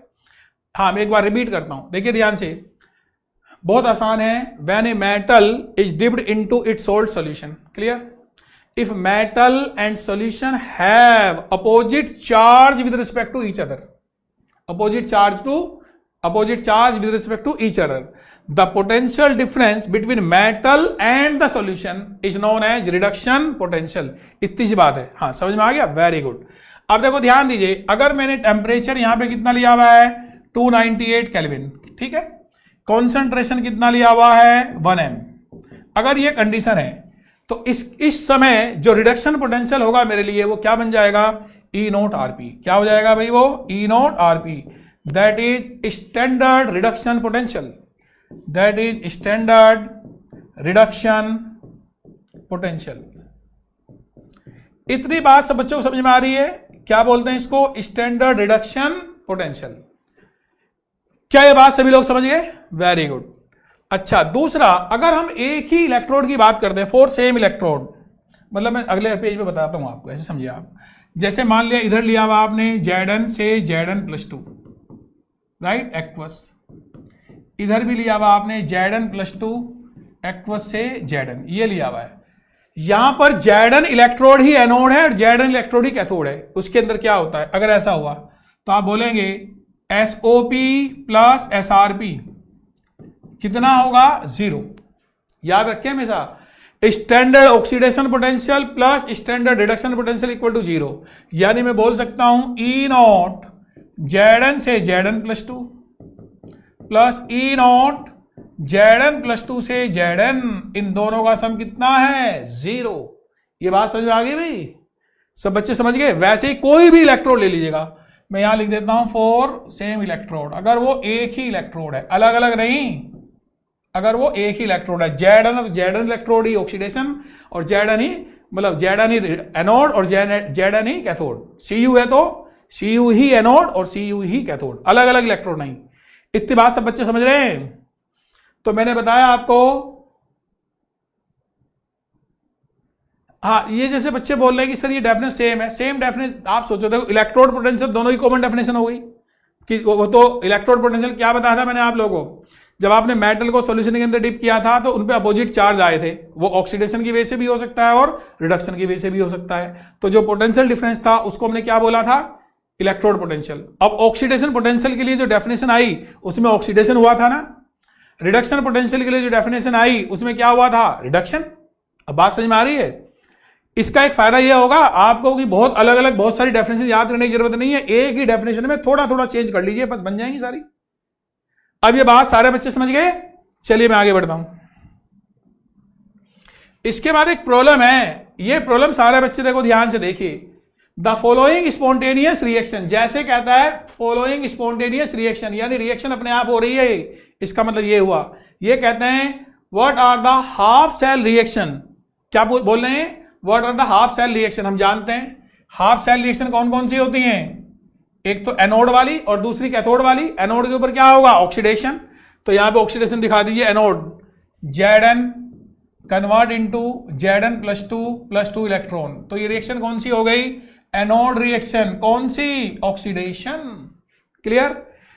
दूसरा मतलब ये रिएक्शन बता दी मैंने किसकी? एनोड हाफ सेल की। अब आप बताने जा रहे हैं cathode half cell. Cathode half cell में क्या होगा? कैथोड हाफ सेल में होगा रिडक्शन। कौन सी रिएक्शन? Cu है ना, एक बार चेक कर लो। यस, Cu वाला ही है। Cu +2 electron convert into Cu। ये क्या हुआ? रिडक्शन। तो पहला जो पार्ट है what are the half cell reaction, तो हाफ सेल रिएक्शन कौन सी हो गई? Anode half cell reaction and cathode half cell reaction. Anode half cell reaction में क्या हुआ? Oxidation. Cathode half cell reaction में क्या हुआ? रिडक्शन। और ऐसी रिएक्शन हो जाएंगी। सब बच्चे इस बात को समझ गए? आगे बढ़ते हैं। What is the standard cell notation for the galvanic cell form? देखो इसका स्टैंडर्ड सेल नोटेशन क्या होगा, सारे बच्चे देखो ध्यान दीजिए एक बार, ये मैं बताता हूं। किसी भी सेल को लिखने का तरीका क्या है? जैसे सबसे पहले आप लिखेंगे Zn सॉलिड, बताया था ना, फिर आएगी वर्टिकल लाइन और यहां पे आएगा Zn +2 एक्वस। क्लियर हुआ? उसके बाद सॉल्ट ब्रिज, यहां पे आया सॉल्ट ब्रिज। उसके बाद आएगा Cu +2। सॉल्ट ब्रिज के दोनों तरफ एक्वस फेज होगी, याद रखना। सॉल्ट ब्रिज के दोनों तरफ हमेशा एक्वस फेज होगी और ये आएगा Cu सॉलिड। यहां से यहां तक ये हो गया एनोड। एक एक बात ध्यान से समझिए, यहां से यहां तक ये हो गया कैथोड। और ये जो पार्ट है ये वाला वर्टिकल लाइन वाला, ये वाला मैं ऐसे दिखा दिया, ये क्या हो गया? Salt bridge. अब बताओ जरा, सारे बच्चों को समझ में आ रहा भाई? क्लियर?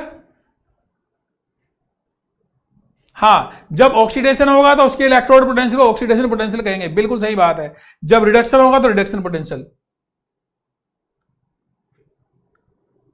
देखो सोल्ट, याद रखें सोल्ट ब्रिज कब लगता है? सोल्ट ब्रिज कभी भी हाफ सेल में नहीं लगता। सोल्ट ब्रिज लगता है जब कंप्लीट सेल होता है। याद रखें, अकेला एनोड हाफ सेल होगा सोल्ट ब्रिज नहीं होगा, अकेला कैथोड हाफ सेल होगा सोल्ट ब्रिज नहीं होगा। लेकिन जब ये दोनों मिलकर एक सेल बना रहे होंगे उस समय सोल्ट ब्रिज होगा ही। क्लियर हुआ भाई? चलिए, तो सेकंड वाला पार्ट भी हो गया। Identify the cathode and anode. देखो जिसका ऑक्सीडेशन हुआ वो क्या था? एनोड। ऑक्सीडेशन किसका हुआ? Zn का। तो Zn इसके अंदर क्या हो गया? एनोड। ये तो बताया था मैंने अभी। और जिसका रिडक्शन हुआ वो क्या हो गया? कैथोड। किसका रिडक्शन हुआ था? Cu का। तो Cu इलेक्ट्रोड मेरे क्या हो गया? कैथोड। ये प्रॉब्लम अक्सर आपको एग्जाम में, आपके पेपर में, बोर्ड वाले पेपर में ऐसे प्रॉब्लम जरूर आते हैं। क्या ये बात सब बच्चों को समझ में आ गई? चलिए देखो, बहुत ही आसान है। वेरी गुड, आगे बढ़ते हैं। अगला प्रॉब्लम है, इस टाइप के प्रॉब्लम आते हैं। Write the half cell reaction and balance cell reaction for the following galvanic cell. जैसे आपको एक गैल्वेनिक सेल ये दिया हुआ है Cd वाला, Cd सॉलिड Cd+2, यानी जो एनोड है ना, एनोड के लिए मैं क्या लिखूंगा जरा बताना भाई? ऑक्सीडेशन। देखिए एनोड ऑक्सीडेशन लिख देता हूं उसके लिए, Cd convert into Cd+2 electron, ऐसा लिख देंगे। दूसरा है Au+3, यहां पे लिखेंगे Au+3 electron convert into Au। ये क्या है? कैथोड। यहां तक सब बच्चों को बात समझ में आ रही है? तो मैंने एनोड रिएक्शन भी लिख दिया और कैथोड भी लिख दिया, इसमें तो कोई दिक्कत नहीं है। अब आपको इलेक्ट्रॉन कैंसिल करने हैं, उसका तरीका क्या है ये तो आप सब बच्चे जानते होंगे। ऊपर वाली इक्वेशन को 3 से मल्टीप्लाई करिए और इसको 2 से मल्टीप्लाई करिए। जब ऐसा करेंगे 6 इलेक्ट्रॉन गेट कैंसिल्ड, ये तो पता है ना सबको। और ये आ जाएगा आपके पास 3Cd + 2Au+3 convert into 2Au + 3Cd+2। ये मेरे पास रिएक्शन आ गई, सेल रिएक्शन। कौन सी रिएक्शन है ये? This is cell reaction. ये बताया भी था आप लोगों को। तो सारे बच्चों को सेल रिएक्शन समझ में आ गई। तो मैंने एनोड वाली रिएक्शन भी लिख दी, कैथोड वाली भी लिख दी और सेल रिएक्शन भी लिख दी।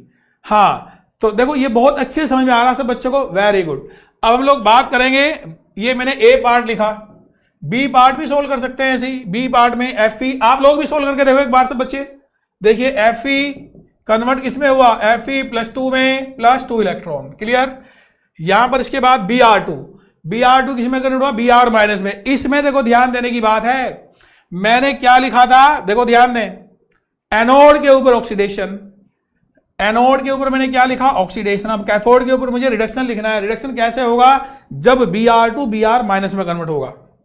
अब मैं लिखूंगा reduction, Br2 convert into Br- 2 times, clear. यहां पे 2 इलेक्ट्रॉन कर दीजिए, +2 इलेक्ट्रॉन। इसका सेल रिएक्शन क्या होगा, दोनों को ऐड कर दो, 2 इलेक्ट्रॉन से 2 electron get cancel, Fe + Br2 convert into 2 Br- Fe+2।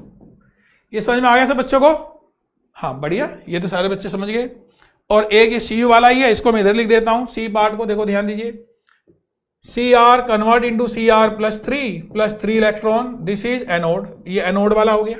Cu+2 को लिखेंगे, Cu+2 electron convert into Cu, ऐसा लिख सकते हैं भाई।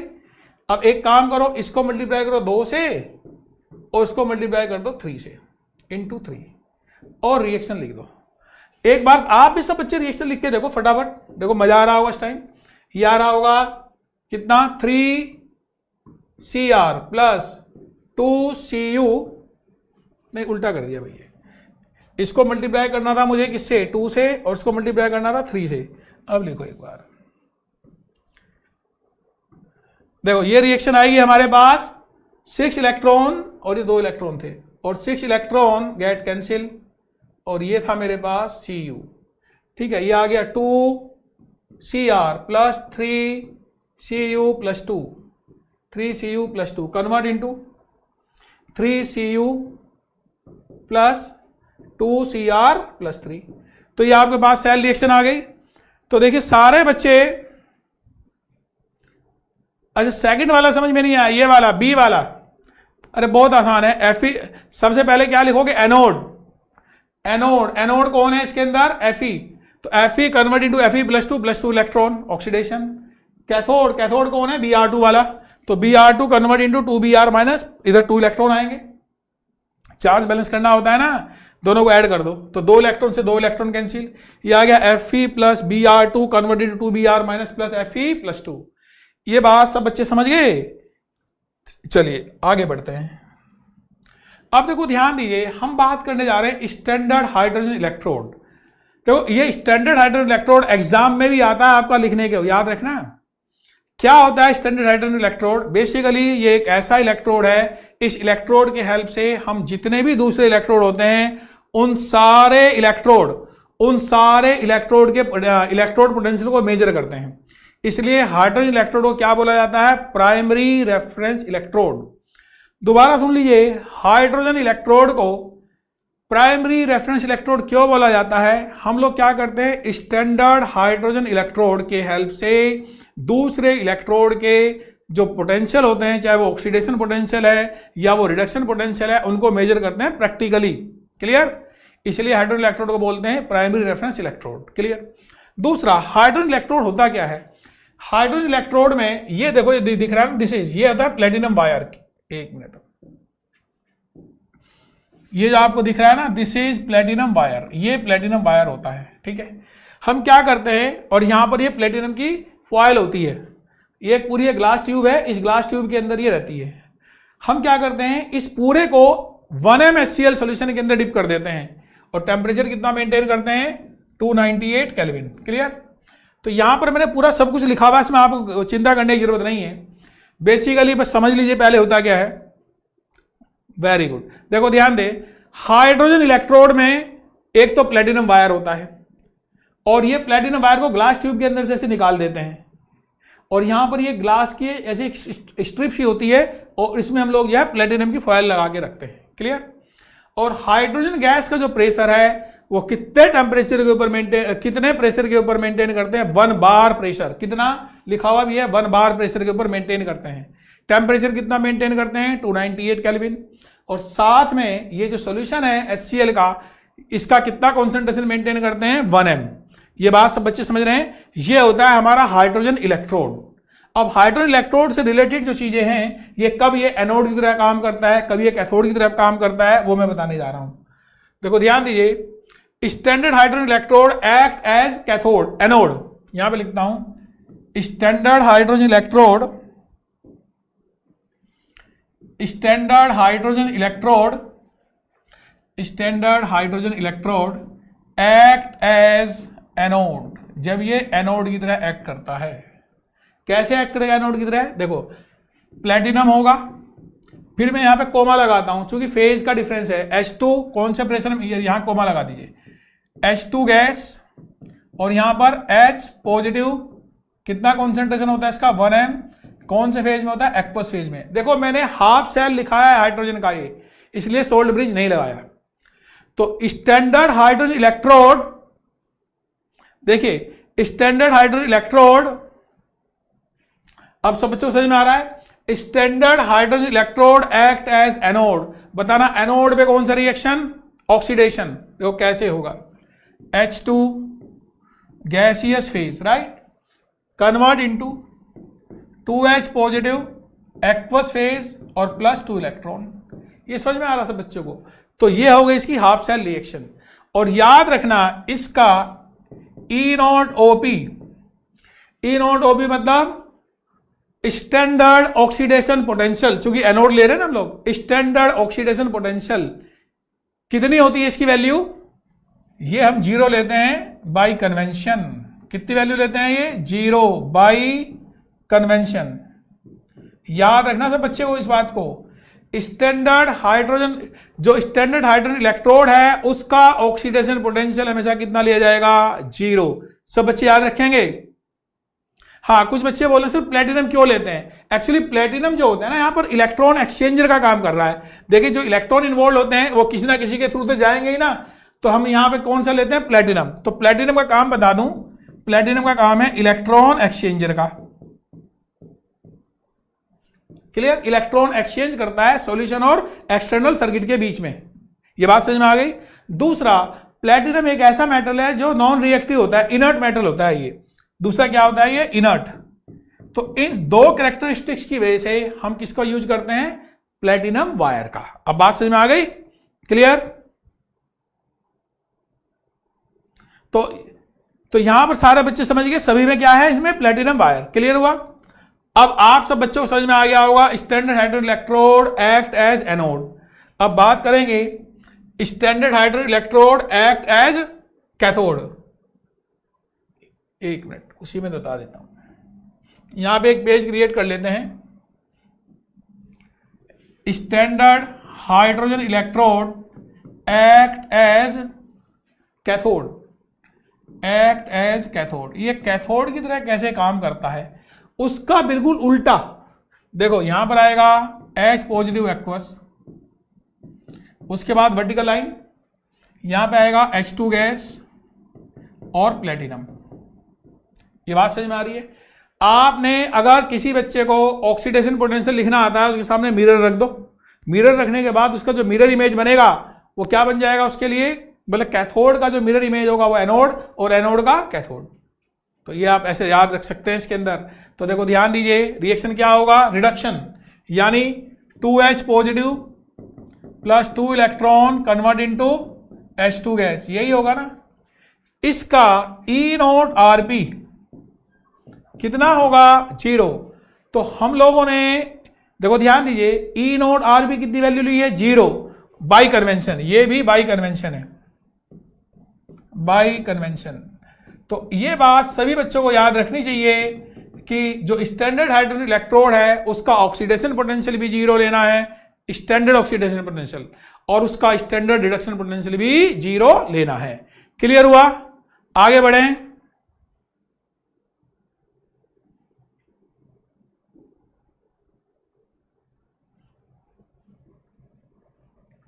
हाँ देखो, कुछ बच्चे बोलेंगे सर इसके अंदर आपने, चूंकि हम इलेक्ट्रोड ही हाइड्रोजन का ले रहे हैं ना, तो इसलिए हाइड्रोजन लेंगे ही, और उसका प्रेशर कितना मेंटेन करेंगे, 1 बार। वो मैंने बता दी कंडीशन, दोबारा बता देता हूं। प्रेशर कितना मेंटेन करेंगे, 1 बार। कॉन्सेंट्रेशन 1m, कितना कॉन्सेंट्रेशन 1m, और टेम्परेचर कितना 298 केल्विन। ये कंडीशन होगी तभी वो स्टैंडर्ड हाइड्रोजन इलेक्ट्रोड निकलेगा। और स्टैंडर्ड हाइड्रोजन इलेक्ट्रोड के अंदर चाहे तो आप ऑक्सीडेशन पोटेंशियल की बात करें या रिडक्शन की बात करें। क्लियर, आगे बढ़ते हैं। इसके बाद है मेजरमेंट ऑफ, देखो ध्यान दीजिए, मेजरमेंट ऑफ इलेक्ट्रोड पोटेंशियल। पहले स्टैंडर्ड ऑक्सीडेशन पोटेंशियल का मेजरमेंट करते हैं। यहां पे ऐसे समझिए सब बच्चे, देखो ध्यान दें, हमने क्या किया है, इन दोनों को वोल्ट मीटर से कनेक्ट कर दिया। वो वाला साइन इधर दिखा देना, ये हटा देना, ठीक है। तो हमने क्या किया, ये जो जैडन इलेक्ट्रोड था इसे बना लिया एनोड और इसको बना लिया कैथोड, ठीक है। तो ऐसे लिखा आपने, देखो ध्यान दीजिए, अगर आपको कभी भी किसी मेटल का या किसी भी दूसरे इलेक्ट्रोड का ऑक्सीडेशन पोटेंशियल निकालना है तो उसको तो बना लो एनोड और हाइड्रोजन इलेक्ट्रोड को बना लो कैथोड। यानी कैसा बना होगा, ये ऐसे बना है, Zn से, एक मिनट, Zn सॉलिड से Zn+2, कॉन्सेंट्रेशन कितना 1m। क्लियर। उसके बाद यहां पे सॉल्ट ब्रिज, फिर यहां पर लिखा आपने H पॉजिटिव, कॉन्सेंट्रेशन कितना 1m, फिर यहां पर H2 गैस और प्रेशर कितना 1 बार, राइट। इस टाइप से आपने ये जो पूरा का पूरा जो डायग्राम था इसको पूरे का ऐसे नोटेशन दिखा दिया, ऐसे इसको रिप्रेजेंट कर दिया। अब आप जानते हैं ई सेल क्या होगा, ई नोट सेल। मैं क्या लिख रहा हूं, ई नोट सेल। ई नोट सेल मतलब ये कौन सी कंडीशन के ऊपर है, आपका स्टैंडर्ड स्टेट के ऊपर है। E naught cell equal to E naught Zn से Zn+2 plus E note RP, मैं ऐसे लिख देता हूं ई नोट आरपी, यानी स्टैंडर्ड रिडक्शन पोटेंशियल किसका, स्टैंडर्ड हाइड्रोजन इलेक्ट्रोड का। ये बात सब बच्चे समझ गए। जब आप देखो ध्यान दें सब बच्चे, जब ये आप पूरा सेटअप लगाते हैं ना, ये पूरा सेटअप लगाने के बाद पता है कितनी रीडिंग आती है, 0.76 वोल्ट। ये कंफर्म है। तो यहां पर रीडिंग ऑफ वोल्ट मीटर आती है, रीडिंग ऑफ वोल्ट मीटर। देखो आपने किसको कनेक्ट किया है, वोल्ट मीटर को। बहुत सिंपल सी बात है, कोई रटना नहीं है। आपने इधर Zn इलेक्ट्रोड लिया, इधर आपने हाइड्रोजन इलेक्ट्रोड लिया, स्टैंडर्ड हाइड्रोजन इलेक्ट्रोड, और इनको कनेक्ट कर दिया किससे, वोल्ट मीटर से। और एक मिनट देखो ध्यान देना, ये भी जो है ना, एक मिनट, इनको सोल्ट ब्रिज से भी कनेक्ट कर देना, ऐसा, ये सोल्ट ब्रिज से भी कनेक्ट, तभी इसमें करंट का फ्लो होगा, वरना नहीं होगा। ये कॉटन प्लग लगा देना। ऐसा बात समझ में आ रही है। ये थोड़ा सा डायग्राम वैसा बन गया तो कोई इसमें कोई दिक्कत नहीं है, बस आप टेक्निकली समझे। ये आपने क्या लगा दिया इसके अंदर, सोल्ट ब्रिज। क्लियर। तो जब आपने इसे सोल्ट ब्रिज से कनेक्ट कर दिया, इन दोनों को वोल्ट मीटर से लगा दिया, तो आप रीडिंग देखते हैं, ये प्रैक्टिकली है। जब आप रीडिंग देखते हैं तो आपके पास रीडिंग ऑफ वोल्ट मीटर आती है, कितनी, रीडिंग ऑफ वोल्ट मीटर, ये रीडिंग आती है 0.76 वोल्ट। कोई डाउट किसी को। अब ये वैल्यू यहां पे रख दो, 0.76 equal to E naught Zn से Zn+2, और ये वैल्यू कितनी होती है, 0। हमने एज्यूम की थी ना अभी। तो यहां से मेरे पास ई नॉट Zn से Zn+2 की वैल्यू आ गई 0.76 वोल्ट। तो ये आ गया क्या आपके पास, standard oxidation potential of Zn electrode. और इसका अगर आप स्टैंडर्ड रिडक्शन पोटेंशियल निकालना चाहें, मैं लिखूं इसको ई नॉट Zn+2 से Zn, तो वो कितनी वैल्यू देगी, -0.76 वोल्ट।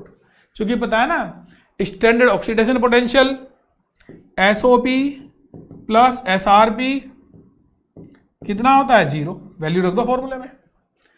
तो मुझे आप सब बच्चे बता दीजिए एक बार कि आप सारे बच्चों को, देखो आपको जितने नोट्स मिलेंगे सारे नोट्स मिल रहे हैं, उसकी चिंता मत करो। आप अभी पढ़ाई पे कंसंट्रेट करो। देखो आपको, देखो मैं पहले ही बता रहा हूं, अभी मैंने जो पूरा लेक्चर बना रखा है ना, इसमें सारा कुछ लिखा हुआ है। इसके अलावा भी सरफेस केमिस्ट्री के पूरे नोट्स मिल ही रहे हैं, मिल ही गए आपको इसके अलावा केमिकल काइनेटिक्स के नोट्स आज अपलोड हो जाएंगे, और अगले 1-2 दिन में इलेक्ट्रोकेमिस्ट्री के नोट्स भी अपलोड हो जाएंगे। कोई दिक्कत नहीं है इसमें, वो सब बन जाएंगे। केवल कॉन्सेप्ट पे ध्यान दो।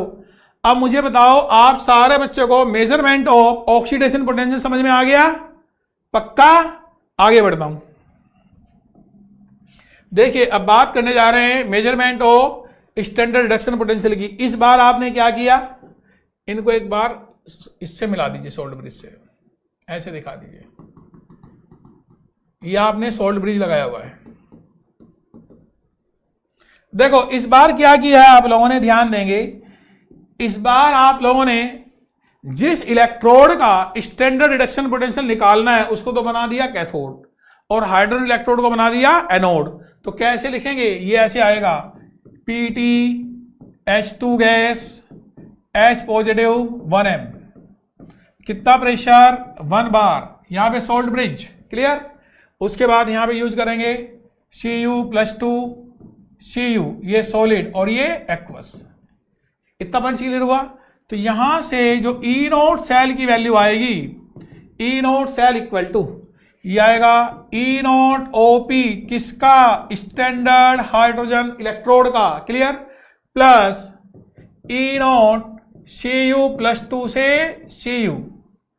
ये वाली वैल्यू कितनी है बताया था ना, we assume this value is 0, ये वैल्यू 0 एज्यूम की हुई है। तो यहां से आपके पास देखो, ध्यान दीजिए, ये आ गया।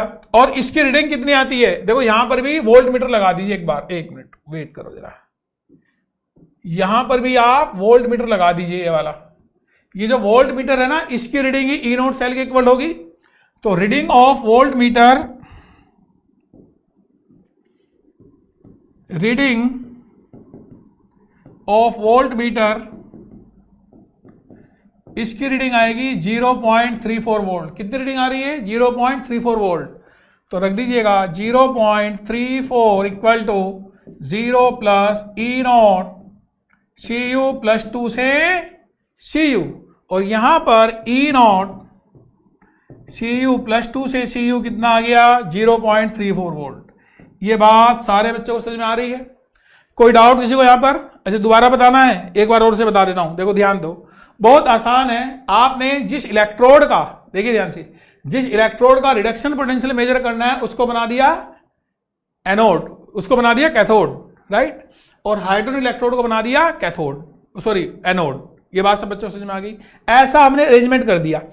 ऐसा अरेंजमेंट करने के बाद मैं जब इस वोल्ट मीटर की रीडिंग देखता हूं तो वोल्ट मीटर की रीडिंग कितनी आती है मेरे पास, 0.34 वोल्ट, क्लियर। और ये कितना होगा, E naught cell equal to E naught OP of standard hydrogen electrode, क्यों, ये एनोड था, वो आएगा ई नोट ऑफ Cu+2 से Cu स्टैंडर्ड रिडक्शन पोटेंशियल, क्यों, वो कैथोड था। अब ये वैल्यू हमने 0 एज्यूम करी हुई है, तो 0.34 equal to 0 plus E naught Cu+2 से Cu, और यहां से सिंप्लीफाई करने के बाद आ गया मेरे पास ई नोट Cu+2 से Cu, वैल्यू कितनी आ गई, 0.34 वोल्ट। इतनी बात सब बच्चे समझ गए? पक्का सबको समझ में आ गया? अब आगे बढ़े, चलिए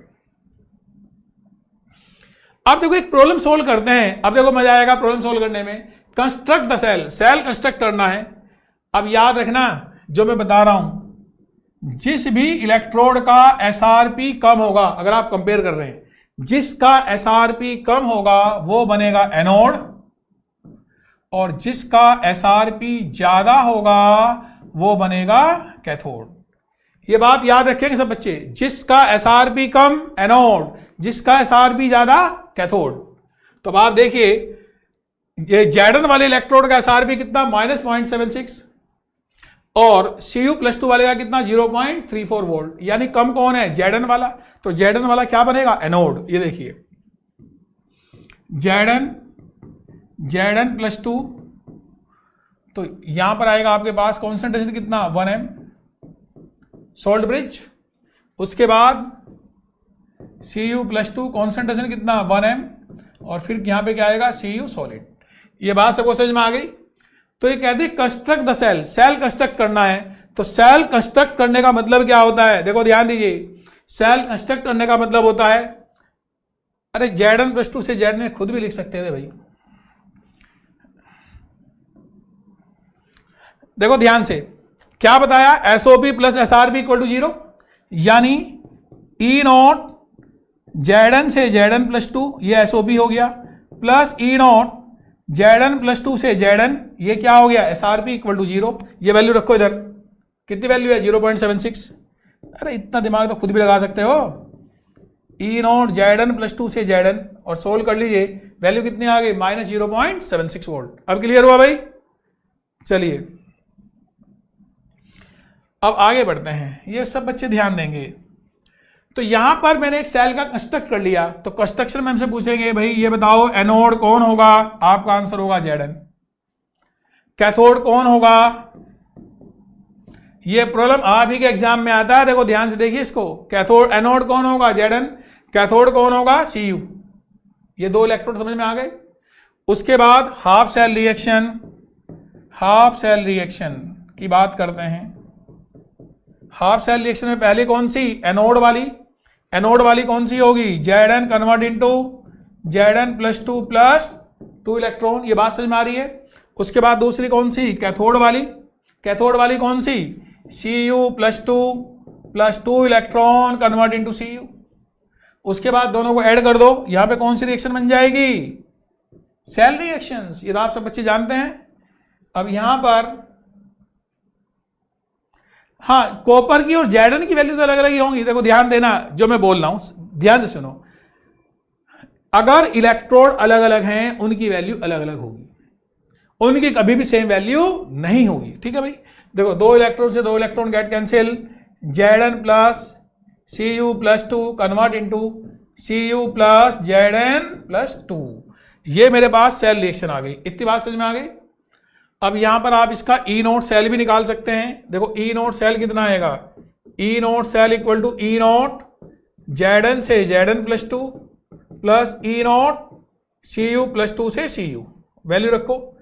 ई नोट Zn+2 से Zn दिया हुआ है, तो ई नोट Zn से Zn+2 कितना आएगा, ये 0.76 वोल्ट आ जाएगा। अभी बताया था ना, अभी कोई बच्चा पूछ भी रहा था, तो वैल्यू कितनी आ गई 0.76 वोल्ट। ये कितना है 0.34 वोल्ट, ऐड कर दो तो कितना आ गया 1.1 वोल्ट। इतनी बात सब बच्चों समझ में आ गई, क्लियर। चलिए आगे बढ़ते हैं।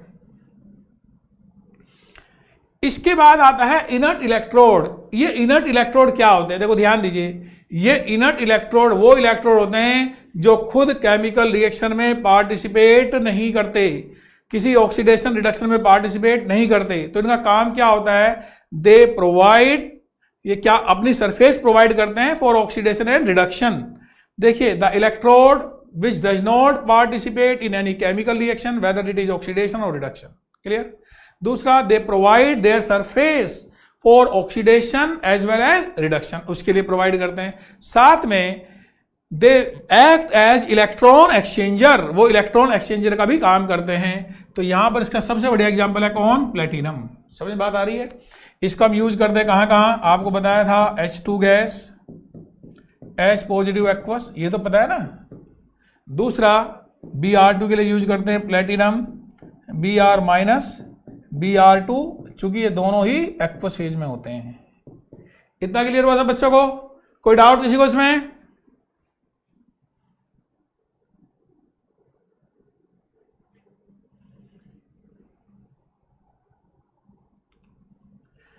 देखो ऑक्सीडेशन ऑफ सेल को लिखने का तरीका बताया आपको, सिंपल बताया। कैसे, यहीं पे देख लीजिए। जैसे मैं लिखूं Zn से Zn+2 लिख दिया ना ये। उसके बाद रिडक्शन को Cu+2 से Cu। अरे सिंपल सी बात है, जो एनोड है उसके ऊपर तुम्हें ऑक्सीडेशन लिखना है, जो कैथोड है उसके ऊपर रिडक्शन लिखना है। अब सब बच्चे समझ रहे हैं।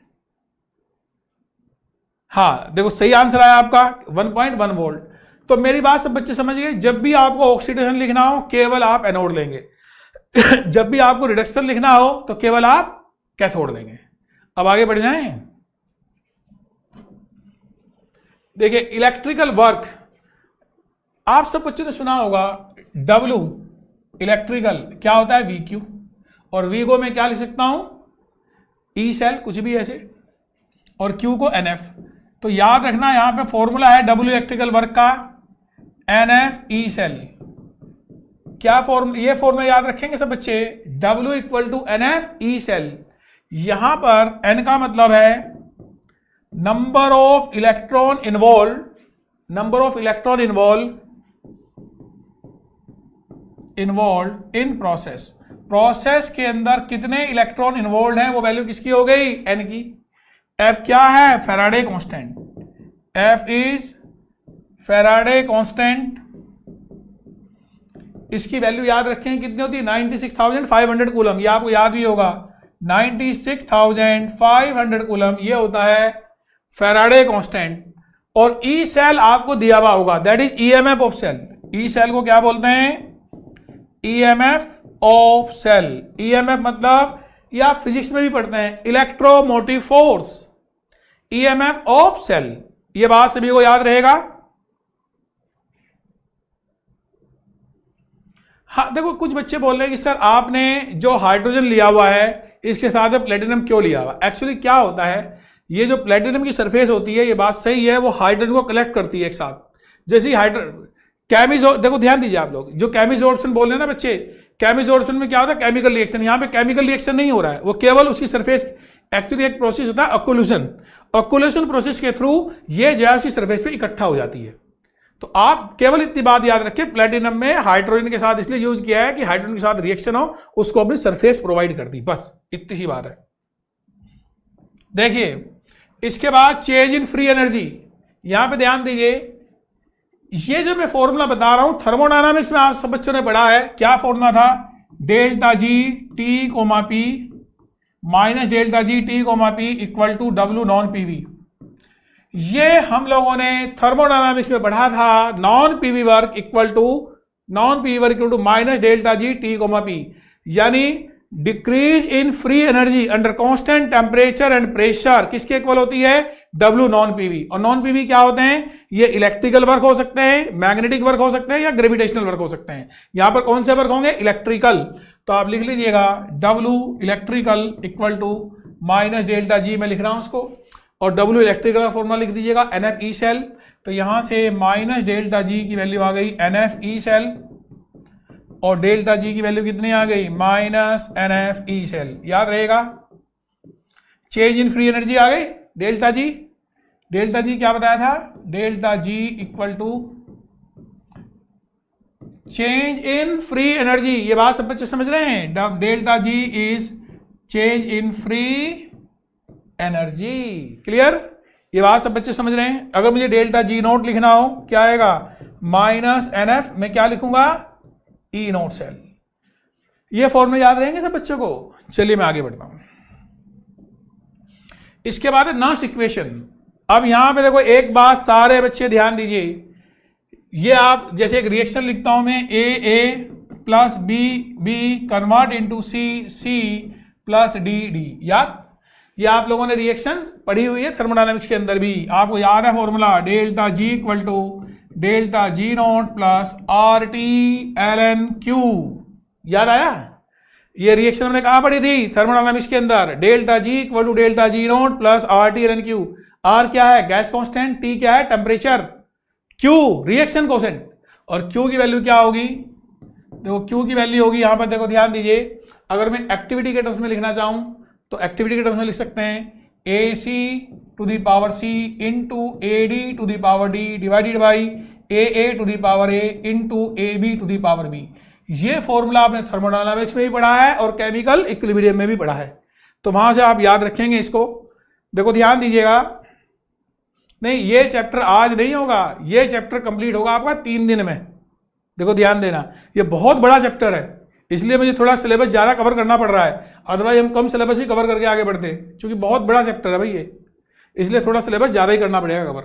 तो यहां पर डेल्टा जी का फॉर्मूला लिखिए minus N F E cell, delta G naught minus N F E naught cell plus R T L N Q रखता हूं मैं इसको, क्यू की वैल्यू आपको बता दी है, ठीक है भाई।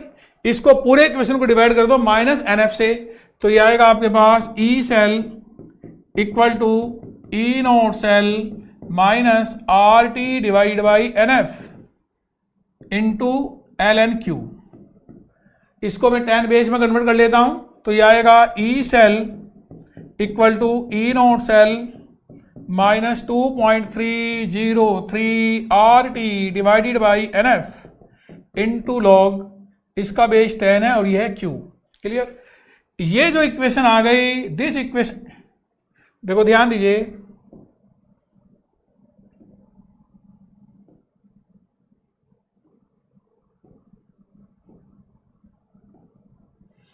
देखो ध्यान देंगे सब बच्चे, ये जो इक्वेशन आ गई ये वाली this equation is known as Nernst equation. इसी इक्वेशन को बोलते हैं नस्ट इक्वेशन। क्या सारे बच्चे समझ गए? कोई डाउट? कोई घबराने की जरूरत नहीं है इसमें, बहुत आसान है। दूसरा देखो ध्यान देना, ये जो वैल्यू ना 2.303 RT डिवाइडेड बाई एफ, इसकी वैल्यू होती है 0.0591 और कभी कभी इसकी वैल्यू प्रॉब्लम में गिवन होती है कितनी 0.06। उसमें कोई दिक्कत नहीं है। तो ये फॉर्मूला आप याद रखें और इस इक्वेशन को ही बोलते हैं नस्ट इक्वेशन। क्लियर? आगे बढ़ते हैं। अब मैंने नस्ट इक्वेशन और लिया है, अब मैं इसको अप्लाई करके दिखाता हूं आपको। देखो ध्यान दो, जैसे एक रिएक्शन लिखी मैंने Zn plus Cu plus 2 convert into Zn plus 2 plus Cu। ये सॉलिड है, ये भी सॉलिड है और ये एक्वस फेज है और ये एक्वस फेज है। कैसे मैं इसका नस्ट इक्वेशन लिखूंगा? बहुत आसान है। देखो ये आएगा E cell equal to E naught cell minus 0.0591 divided by N into log Q. अब आप जानते हैं सॉलिड की एक्टिविटी 1 लेते हैं। आप सारे बच्चे इसका क्यू लिखना जानते होंगे, केमिकल इक्विलिब्रियम में सब बच्चे लिख के आए हो। और क्यू की वैल्यू कितनी होगी? Concentration of Zn plus 2 divided by concentration of Cu plus 2, यानी प्रोडक्ट डिवाइडेड बाई रिएक्टेंट। आगे बोलेंगे सर सॉलिड भी तो थे, सॉलिड की एक्टिविटी कितनी लेते हैं? 1। तो ये आ गया आपके पास E cell equal to E naught cell minus 0.0591 divided by N की वैल्यू कितनी है? How many electron involve? 2 electron, सबको पता है ना, divided by 2 into log of Zn plus 2 divided by Cu plus 2। तो ये इक्वेशन आप सारे बच्चे अच्छे समझ गए होंगे। तो सभी लोग इस इक्वेशन को समझ गए? अच्छा, ये जो नस्ट इक्वेशन है ये कंप्लीट रिडॉक्स रिएक्शन के लिए भी अप्लाई होती है और साथ में हाफ रिएक्शन के लिए भी अप्लाई होती है, वो भी मैं बताने जा रहा हूं आपको। एक मिनट देखो ध्यान दीजिए, मैं एक पेज क्रिएट कर देता हूं। हाफ रिएक्शन के लिए कैसे अप्लाई होती है, जैसे मैं लिखता हूं यहां पर Zn convert into Zn plus 2 electron. इसके लिए लिखो, कैसे लिखूंगा? E ऑफ Zn से Zn plus 2 equal to E naught of Zn से Zn प्लस 2 माइनस 0.0591, एक अच्छे से लिख देते हैं इसको, minus 0.0591 divided by 2 into log Q. Q की वैल्यू बताओ कितनी होगी? Zn प्लस 2 होगी, राइट? कितनी वैल्यू होगी? Zn plus 2। तो ये तरीका है हाफ रिएक्शन के लिए लिखने का। ये मैंने किसके लिए लिख दिया? एनोड ऑक्सीडेशन के लिए लिख दिया, एनोड रिएक्शन के लिए लिख दिया ऑक्सीडेशन। क्या आप कैथोड के लिए रिडक्शन के लिए भी लिख सकते हैं क्या? बिल्कुल, कैथोड के लिए रिडक्शन के लिए भी आप इसको लिख सकते हैं। कैसे लिखोगे? Cu plus 2 electron convert into Cu। देखो Cu plus 2 electron convert into Cu। अब लिखो इसको, अब आप लिखोगे E Cu प्लस 2 से Cu equal to E not Cu plus 2 से Cu minus 0.0591, how many electron? 2 electron by 2 आ गया इंटू लॉग क्यू। क्यू की वैल्यू कितनी होगी? 1/Cu plus 2। दिख रही सब बच्चों को? 1/Cu प्लस 2, ये वाली वैल्यू आ गई। देखो मैं एक बार दोबारा से बता देता हूं, आप एक बार ढंग से देखो। ऑक्सीडेशन लिखा हुआ है Zn convert into Zn plus 2 electron, E of Zn से Zn प्लस 2, ये बिल्कुल सिंपल दिख रहा है, आप सब बच्चों को दिख रहा होगा, clear? Equal to E not Zn से Zn plus 2 minus 0.0591 divided by n था ना, n कितना है पे 2 इंटू लॉग क्यू। क्यू कितना है लिखना जानते हो ना? Zn plus 2। ये बात सब बच्चे समझ रहे हैं? अच्छा, नस्ट इक्वेशन एक बार दोबारा से बताता हूं, देखो ध्यान से।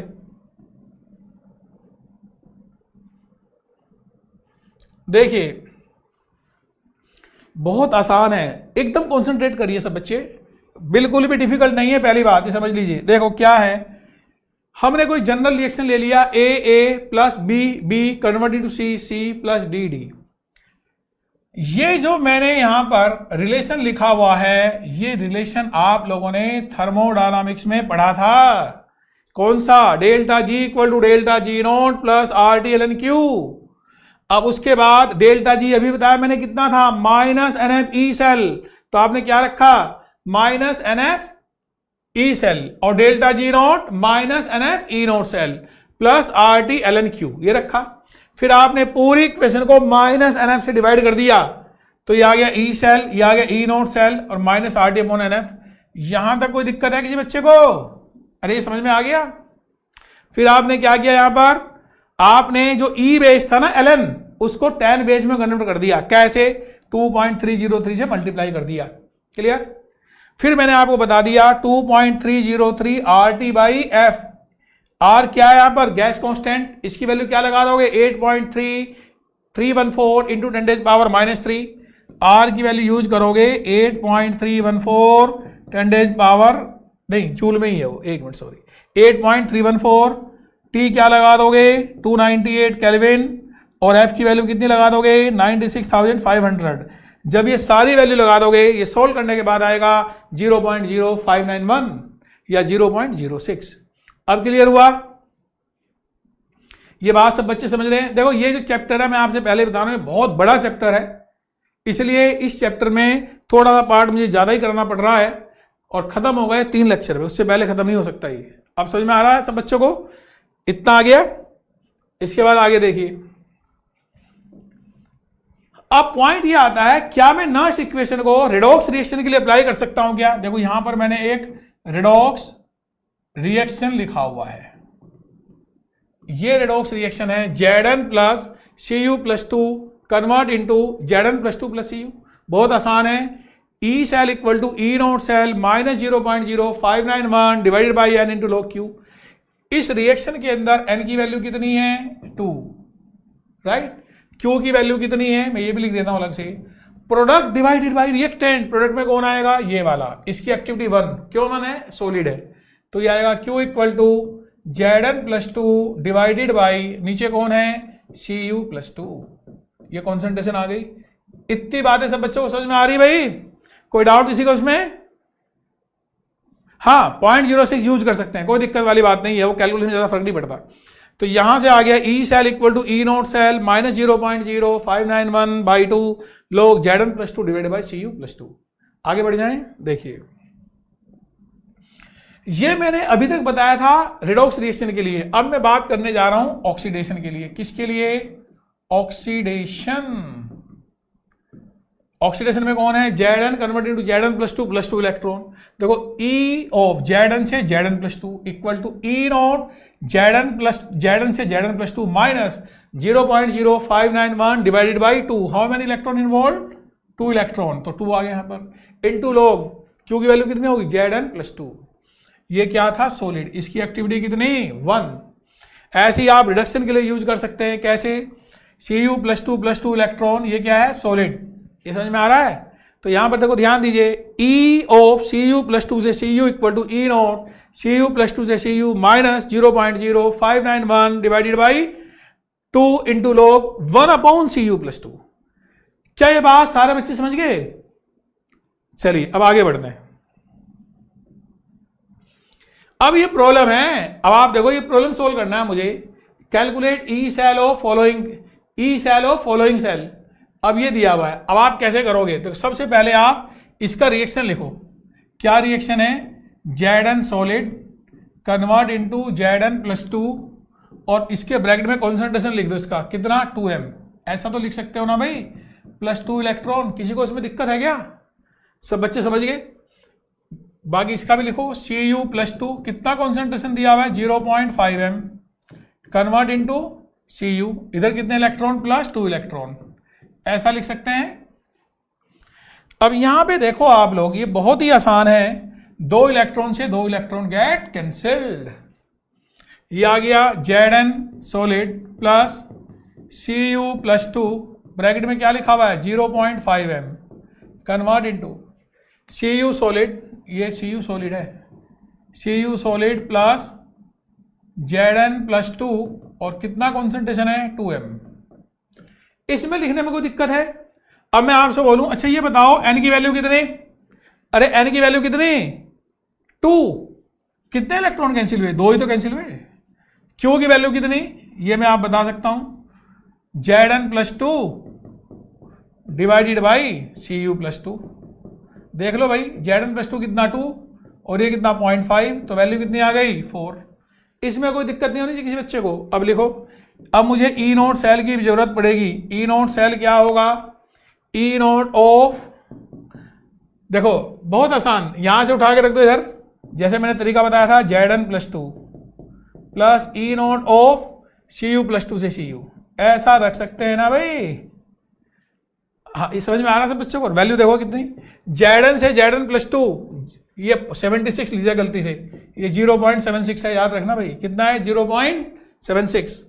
ये आ गया 0.76 प्लस ये वैल्यू कितनी 0.34, तो सोल्व करने के बाद कितना आ गया 1.1।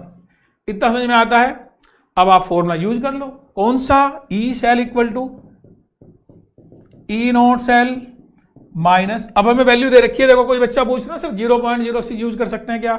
ऐसे वैल्यू गिवन होगी 0.06 divided by 2 into log 4। Clear?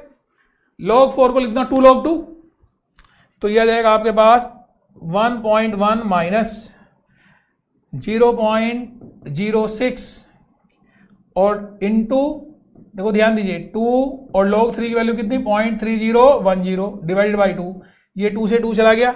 इसको सोल्व कर लोगे ना, इसको सोल्व कर लीजिएगा और वो आपके पास आ जाएगा ई सेल। तो मुझे लगता है सारे बच्चे कर लेंगे। ये प्रॉब्लम सभी को समझ में आया कि नहीं आया? दोबारा बताएं या समझ में आ गया? अच्छा, ये सभी बच्चे समझ गए होंगे। अब मैं आगे बढ़ता हूं। इसके बाद है हाफ रिएक्शन के लिए, देखो ध्यान दीजिए, कैलकुलेट ई Zn से Zn प्लस 2। अब रिएक्शन है ये वाली, Zn convert into Zn plus 2 electron. Clear? इसको लिखेंगे ई Zn से Zn plus 2 equal to E naught Zn से Zn प्लस 2, ऐसा लिख सकते हैं, minus 0.06 divided by 2 into log of, किसका कॉन्सेंट्रेशन आएगा? Zn प्लस 2 का। किसका आएगा भाई? Zn प्लस 2 का। ये समझ में आ रहा था बच्चों को? तो इक्वल टू आएगा, ये वैल्यू कितनी? Zn से Zn प्लस 2, गलती लिख दिया इसने, दिस वैल्यू इज 0.76 वोल्ट, मैं करेक्शन कर दिया, 0.76 माइनस 0.03 आ जाएगा इंटू लॉग, कितनी वैल्यू है ये? 2। अच्छा ये बताओ लॉग 2 की वैल्यू कितनी? 0.3। ये आ गया 0.76 माइनस 0.03 इंटू 0.3, कितना आ गया? कैलकुलेट कर लो, 0.76 माइनस 0. 09 ये आ जाएगा। अब आप इसको सोल्व कर लीजिएगा, तो मुझे लगता नहीं किसी बच्चे को कोई डाउट आएगा। अरे वाह बढ़िया, देखो आ गया आप लोग समझ में। बस एक प्रॉब्लम और देख लीजिए, जैसे ये वाला एग्जांपल है Cu से Cu ये वाला, इस बार आप क्या लिखेंगे? Cu plus 2 electron convert into Cu, right. अब यहां पे आएगा आपके पास E ऑफ Cu प्लस 2 से Cu equal to E not Cu plus 2 से Cu minus 0.06 divided by 2 into log of 1/Cu plus 2। कैसे लिख दोगे? वैल्यू रखो एक बार, ये वैल्यू कितनी है? 0.34 और ये वैल्यू कितनी? माइनस 0.03 और Cu प्लस 2 की वैल्यू कितनी है? 0.5। 1/0.5 कितना हो जाएगा? 2, तो log 2 बन जाएगा भाई। और ये आएगा 0.34 माइनस 0.03 इंटू लॉग 2 की वैल्यू कितनी? 0.3010। क्लियर? और बस इसको सोल्व कर लीजिएगा, 0.34 माइनस 0.09, इसको आप सब बच्चे सोल्व कर लीजिएगा, इससे आपका आंसर आ जाएगा। चलिए आज हम लोग यहीं तक रखते हैं, बाकी नेक्स्ट क्लास में कंप्लीट करेंगे। Thank you very much.